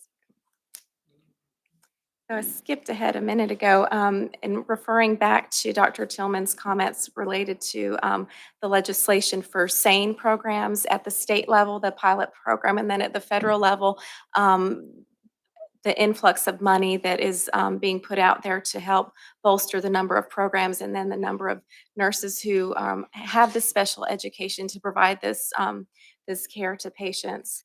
The purpose of this slide is to just give you an idea of our practice department's monitoring since January of this year, the same program count for North Carolina. And as you can see that currently active programs in North Carolina as of the end of the fiscal year were 17, and we had 5 new programs that were approved during this time.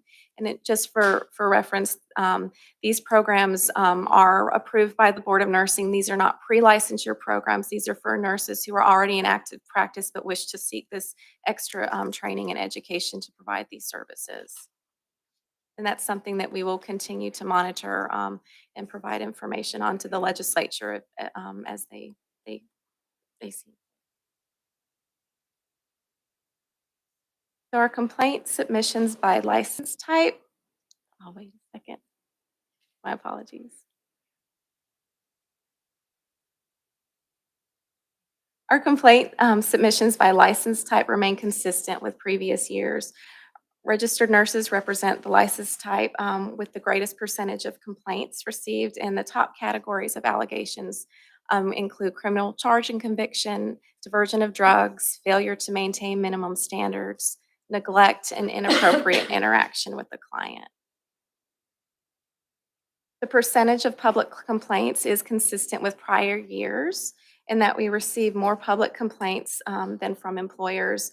We've had around 55% of complaints received resulted in a case being created this year, and this is an increase from last year where we had about 53% noted.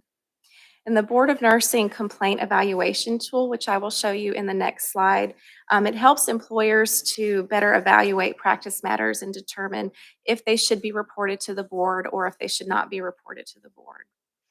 And prior to the launch of that complaint evaluation tool, the Board of Nursing actually had a higher number of complaints that were reported to the board by employers.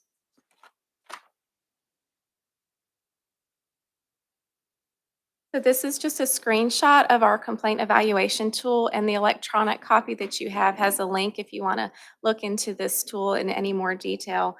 Again, this was developed to aid employers in evaluating practice matters that should be reported to the board. It is for practice matters only. It's not used for issues of conduct such as impairment, theft, abuse, or fraud. So related to our complaint evaluation tool, our practice department offers a service to include consultation with employers who would like to have some assistance when walking through the tool to determine if they need to report a matter to the board.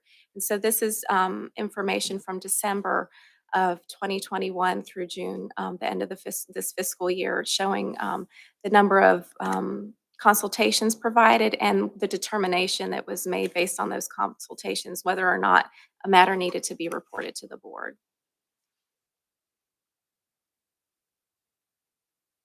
And this is just some information on the primary allegations that were noted as a result of those consultations from our practice department for employers that asked for assistance in working through the complaint evaluation tool. So a breakdown of investigations closed by license type during the fiscal year remains consistent with previous years.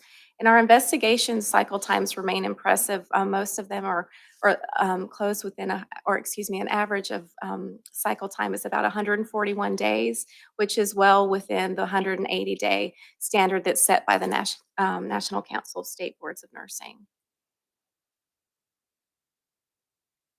Among cases resolved during the fiscal year, the top primary allegation categories included diversion of drugs, criminal charge conviction, DWI, failure to maintain minimum standards, and neglect.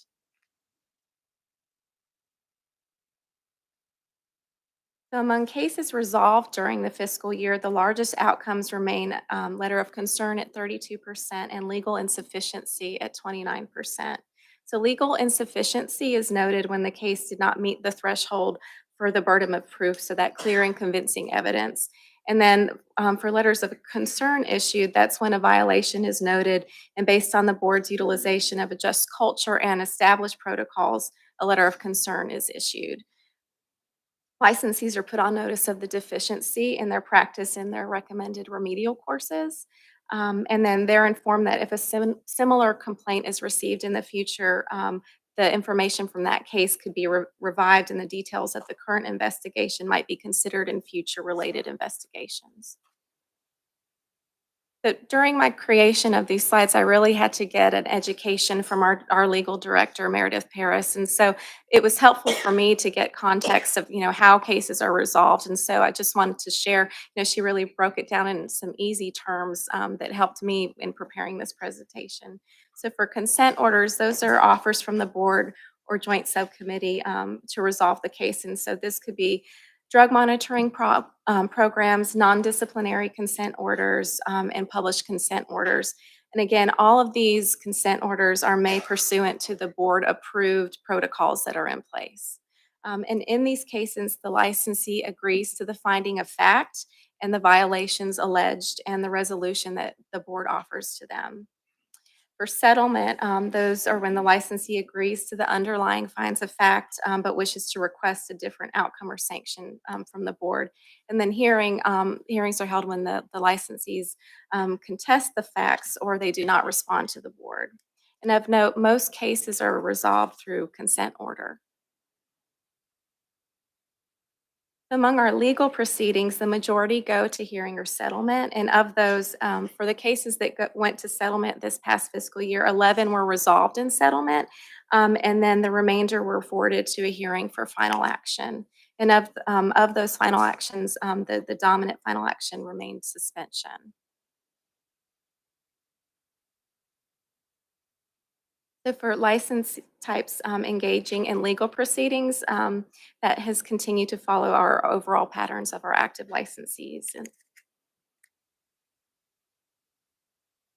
switching to our compliance and our monitoring programs, participants entering and exiting compliance remains steady.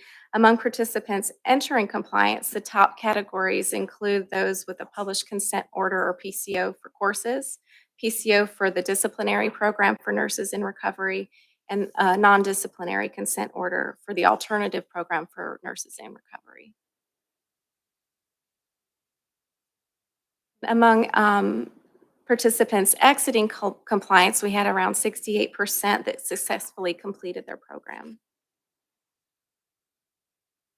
And at the conclusion of this fiscal year regarding compliance category breakdowns for participants in the program, we had approximately 39% PCOs for the discipline program. For nurses in recovery, 33% non-disciplinary consent order for the alternative program, and 14% of participants with a PCO probationary license that were non-screeners. So this concludes the scorecard presentation for this year. And as I mentioned previously, we do remain interested in hearing from you and the information that you need to hear in our performance measure scorecard. So if there's anything that we can do to get you the information you need to make decisions going forward or a change in the way that this looks, please, we welcome that feedback. And I'd like, yes, please. Sure.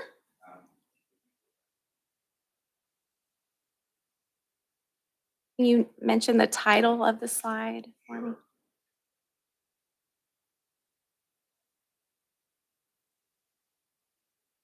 The trend lines? Okay. This and relates, as we relate it to the region or nationally, are we seeing, is it in alignment with what we're seeing in the Southeast region and nationally, or is it different for North Carolina? I can't speak to that today, but I would be happy to follow up with the Great. information. Thank So you. regionally and nationally. Yeah, just to see if where we are in alignment. And then the competency tool. It's a great tool and I've used it often. I just wanted to know if there was any change to it recently. Has there been any update or change to it or revision to it? I don't believe so, but I would need to call on our practice director, Joyce Winstead. So, no, there has not been any Okay. changes to the complaint evaluation tool, except for our new office phone numbers. Okay. It's an excellent tool and I use it in terms of teaching as well as just my own work with staff. So thank you. And then lastly, have we seen any change in recidivism rates when we have nursing licensees that have completed the programs in terms of diversion? I didn't look at that information for today. That is something I can get back to you on unless one of my colleagues has the information today. Okay. Okay, so Thank you. recidivism rates. Yep. Thank you.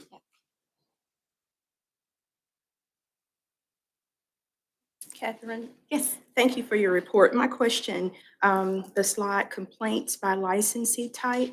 So the RN permanent license and the nurse practitioner, are there any overlaps in those numbers, being that the nurse practitioner has to also be an RN?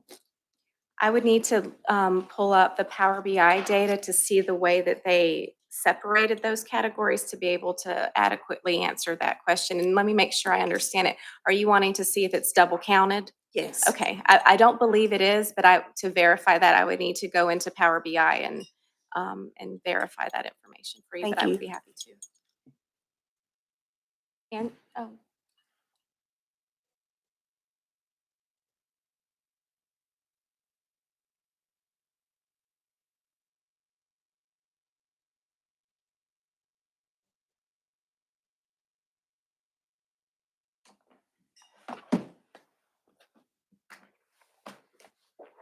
Thank you. Do we need to take a break? Okay, we'll take a 10-minute break.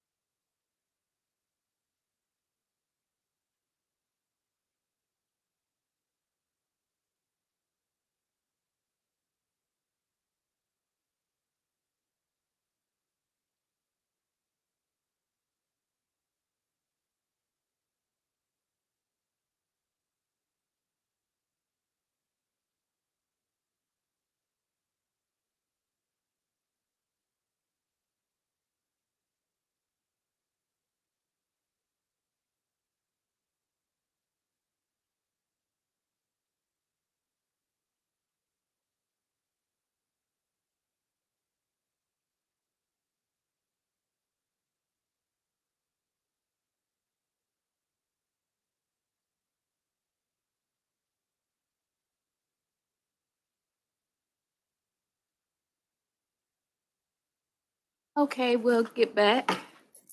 We'll have education with Dr. Raquel Ingram.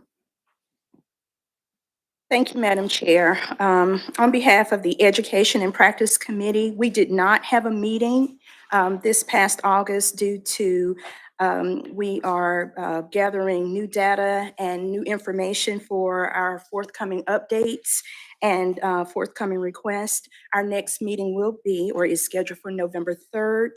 And at this time, Madam Chair, we do not have any recommendations. Thank you. Thank you. Now we have program non-compliance with Nurse Practice Act rules with Dr. Terry Ward.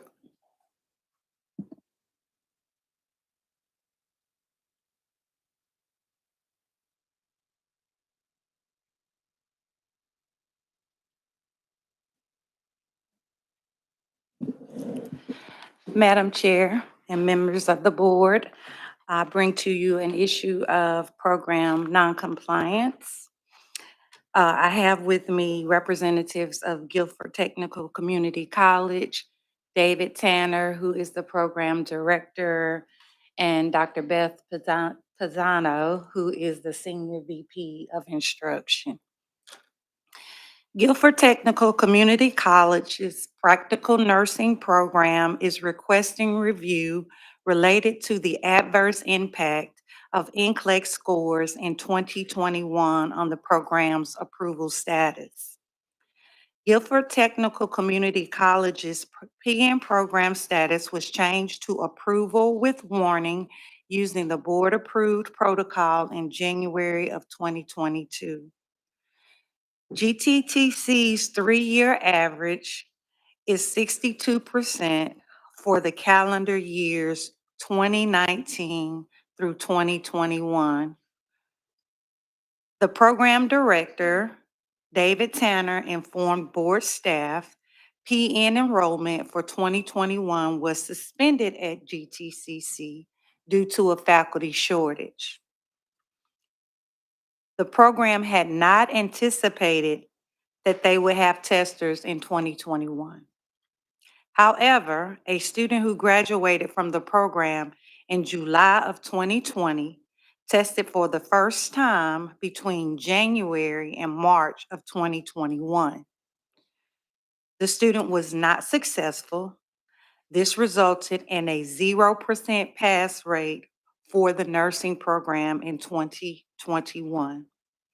A score of 0 resulted in the program being placed on approval with warning status. Mr. Tanner noted it would be numerically impossible to overcome the impact of this single tester score for several years. Board staff received the low NCLEX performance plan report, a comprehensive evaluation plan, and the PN program currently has a pass rate of 80%. It is a recommendation of this board staff member that the program remains on approval with warning status as voted by the board through December 2022. And in January 23, the score of 0 earned in 2021 not be calculated in the aggregate data to determine the new status assigned in January of 2023. And that is the recommendation coming from education. Questions? Dr. Ward, I have a question. My question is, was the board informed of this decision to suspend enrollment for the PN program prior to 2021? The program, I was not aware that the program had suspended enrollment. And it is not required by rule. They didn't decrease their enrollment, change it, but they suspended enrollment for a period of time. So they didn't voluntarily close their program. They just withdrew enrollment of that class. Okay. And are there any outstanding graduates? So any additional graduates from that 2020 area or era, if you will, that may still come and test and I impact am the going scores? to have to defer that question to the program director. Do you have any outstanding students from that 2020 cohort to We do not. test? Everyone is tested. Thank you.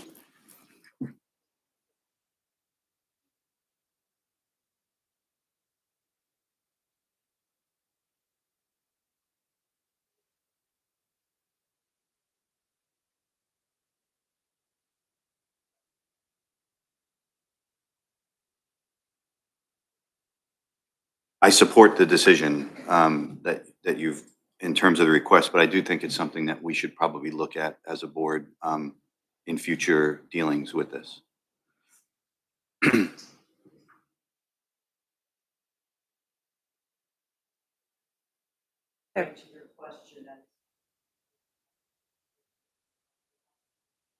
Looking at NCLEX pass rates, do they want a time limit, from the time you Sure. graduate? So kind of taking all that into account. And also looking at single year versus 3-year average, because when you do use that 3-year average like this, you can get those untoward consequences that you didn't, yeah.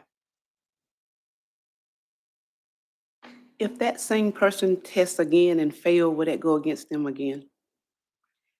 Or we look Currently, at first-time pass Okay. rates. currently that tester has repeated and successfully completed NCLEX.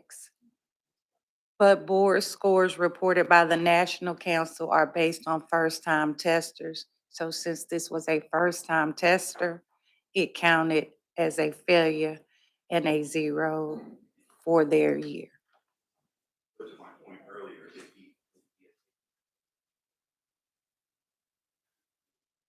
Today, having that discussion, is that fair? Okay.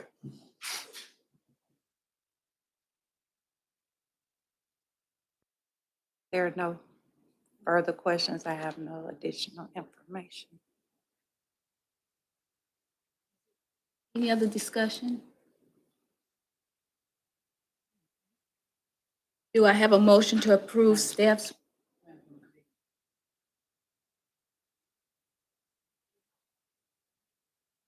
This is not from, right, it's staff recommendation. I'll make a motion.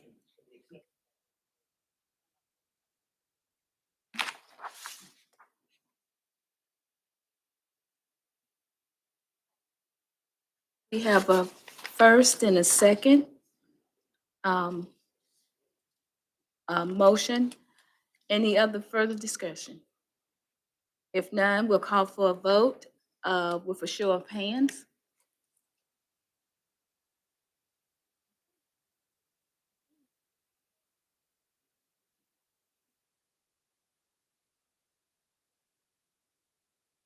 All right, we'll move on to practice.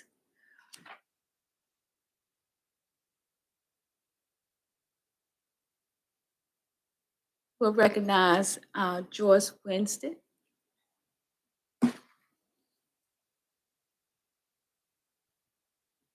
Okay, so the next item is M18, which is a proposal for a new position statement entitled Administration of Intravenous Fluids, or IV hydration, nutrient therapies, and medication for hydration, wellness, and health.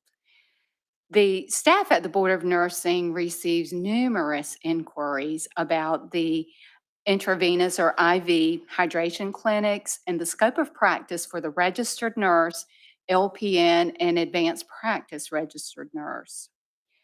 IV hydration clinics is really a term that's coined for businesses that market services or client services such as the administration of IV fluids for hydration and nutrient therapies for purposes of wellness and health promotion. These businesses advertise their services as offering services for symptoms of hangover, flu, exercise fatigue, depression, and other conditions. The services provided may include the administration of IV fluids for hydration. It may include the administration of IV vitamins, vitamin C, or the combination of IV vitamins, and also medications, and such as ketamine for depression. So the services may be provided in settings such as a walk-in clinic or a walk-in business. It may be provided in the client's home. It may be provided by a mobile service that goes to where the client's located. It may also be provided by a pop-up or setup station outside of a large event such as a football game. The proposed position statement provides clarification that it is within the registered nurse and LPN scope of practice to administer IV fluids, nutrient therapies, and medications provided there is an authorized order from a physician, nurse practitioner, physician assistant, or other licensed healthcare practitioner with prescriptive authority. The position statement provides guidance for the role of the registered nurse, the LPN, and the APRN, and the requirement to practice within compliance of all federal and state laws and regulations, including the North Carolina Board of Pharmacy and the North Carolina Division of Health Services Regulations home care licensure rules. The position statement also provides information for the registered nurse that may be considering establishing a professional corporation or a professional limited liability company for providing services. So the recommendation is that the board approve the new position statement, administration of intravenous fluids or IV hydration, nutrient therapies, and medications for hydration, health, and wellness. Any questions or more information?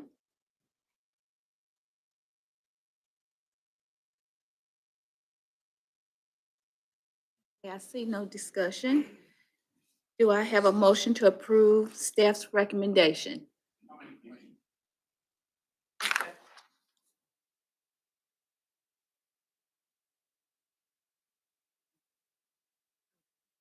All right, we have a first by Chester Farley and a second by Edna Ennis. Now, we'll call for a vote, a show of hands. Okay, approved. Thank you.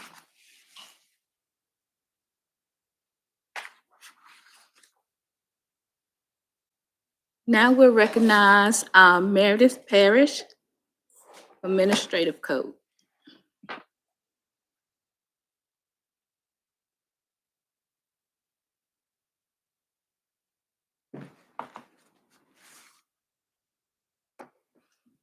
Good morning.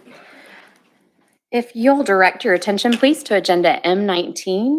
This is the first of 3 rules for your consideration today.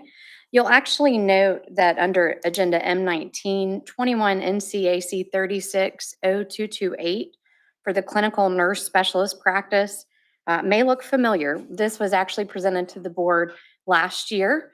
The board did vote to direct staff to approve with rulemaking. At the time, it conflicted with the SAVE Act, so we held off. So we are representing the rule today without any changes from the last time it was presented. The changes that were proposed align the CNS rules with other APRN rules, and Dr. Mabry worked to prepare this for your attention today and last year. Staff would recommend that the board approve the proposed amendments to this rule as below to eliminate the portfolio route to the new CNS recognition and align with the requirements for certified registered nurse anesthetists, certified nurse midwives, and nurse practitioners, and direct staff to proceed with the rulemaking process. Okay, do we have any discussion? Okay, do I have a motion to approve staff's recommendation?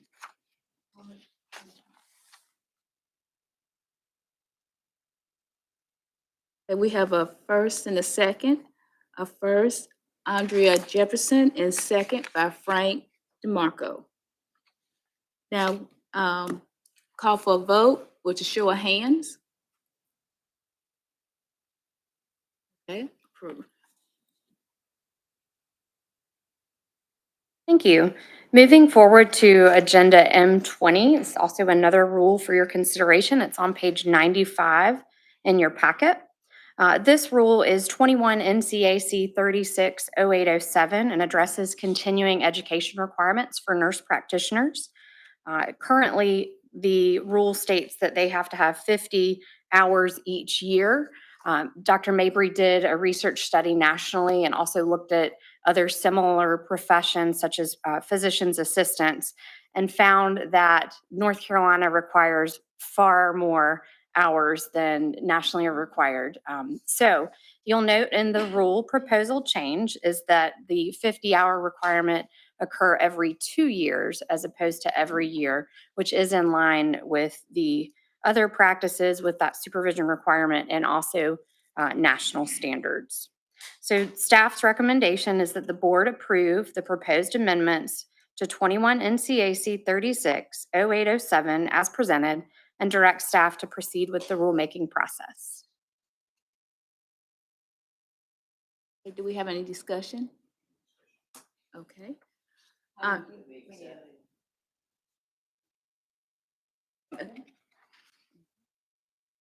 We have a first of Diane Layden and a second by Shakira Henderson.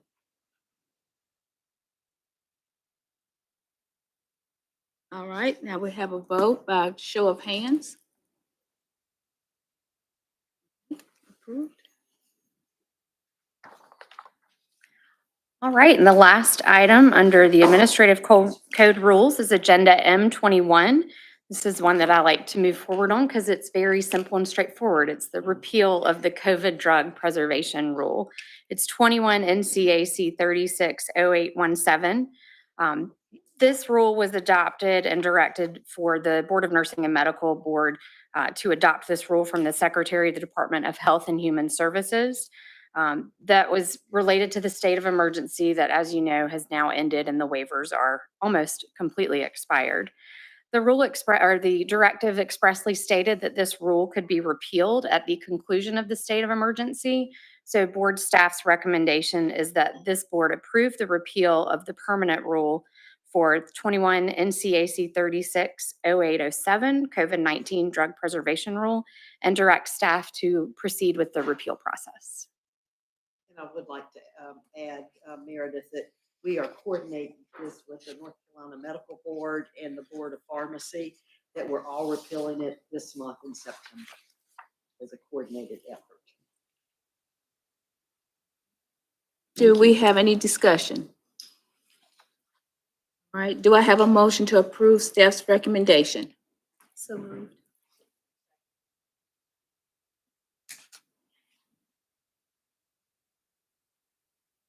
We have a first by Raquel Ingram and a second by Diane Layton. Now for a vote, show of hands. Approved.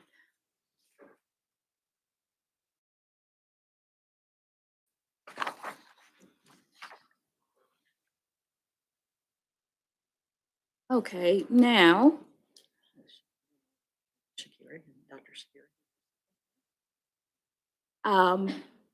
We'll go to Dr. Shakira Henderson. Thank you. I'm happy to report that we have the election results. I want to take the opportunity to thank the candidates for running and for their presentations this morning. The results of the elections are as follows. Chair, Dr. Raquel Ingram, and Vice Chair, Andrea Jepson. Congratulations to the candidates.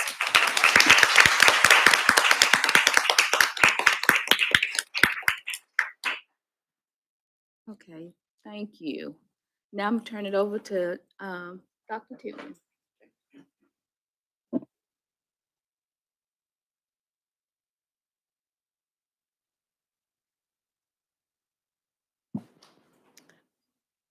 As our the Board of Nursing recognizes the board members whose terms have ended or are coming to an end.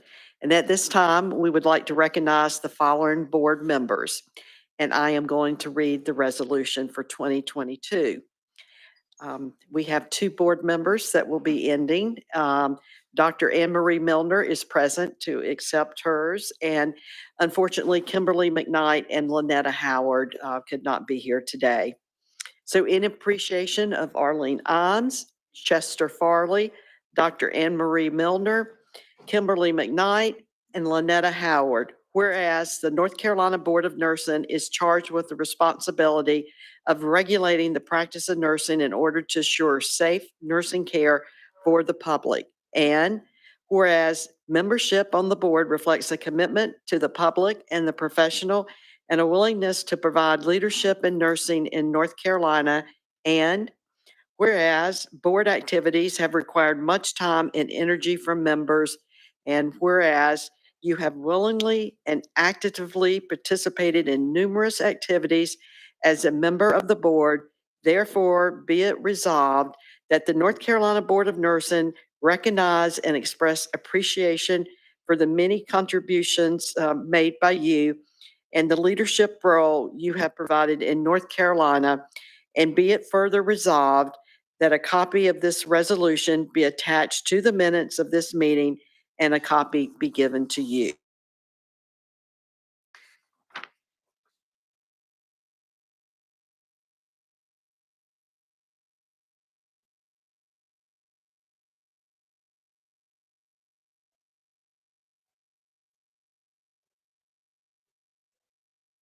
Arlene Imes, in appreciation as a board member.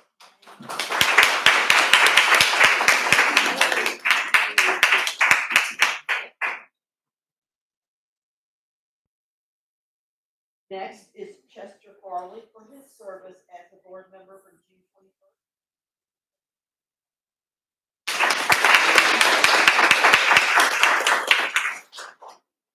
And then we have Dr. Anne Marie Milner in appreciation for her board member from January 2019 to May 22.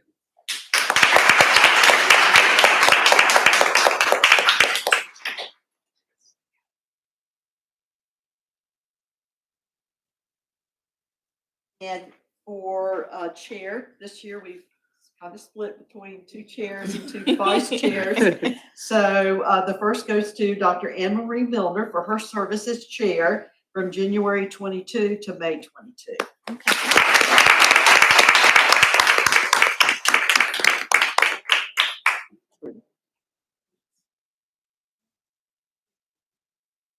And then for Arlene Imes for chair of the board from May 22nd to December 22nd.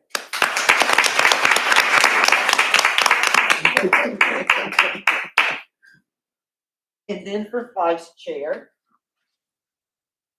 for the first half of the year, once again, Arlene Imes.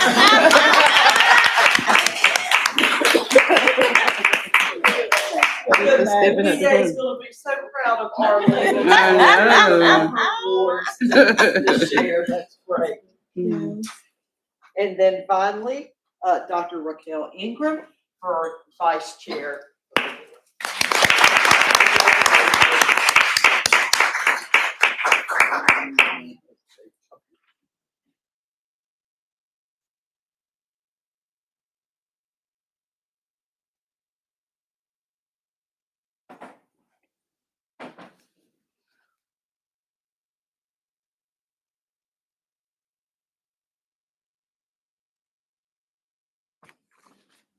So now we can take a vote to go into executive session for personnel matters.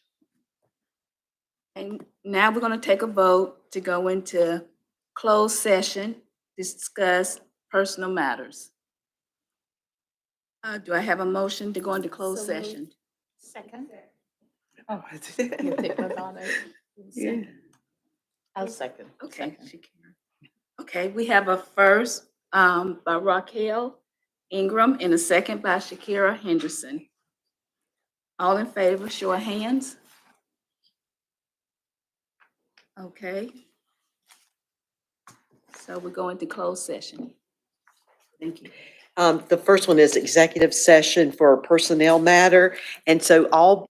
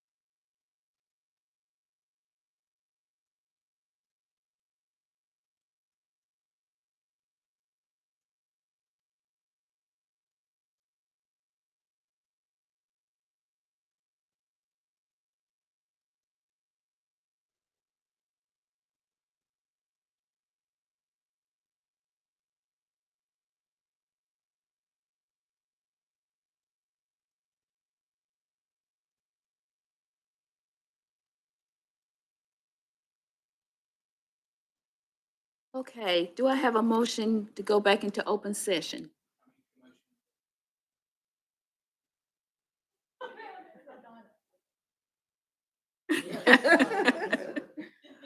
Okay, we have a first by Chester Farley and a second by LaDonna Thomas. Can we have a show of hands agreeing?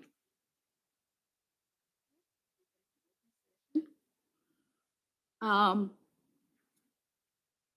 can I have a motion to adjourn?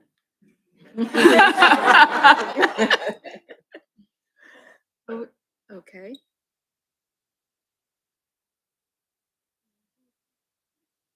All right, we have a first by Shakira Henderson and a second by Frank. So we are now adjourned. No. All in favor, show of hands. Now we are adjourned.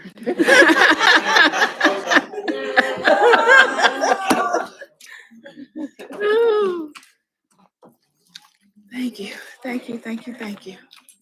Yes, lunch is Thank you, here. Diane. Thank you so much. Yes. Tom's chicken. Is it the? Yeah, is it the, what? Sauce? Oh, yeah.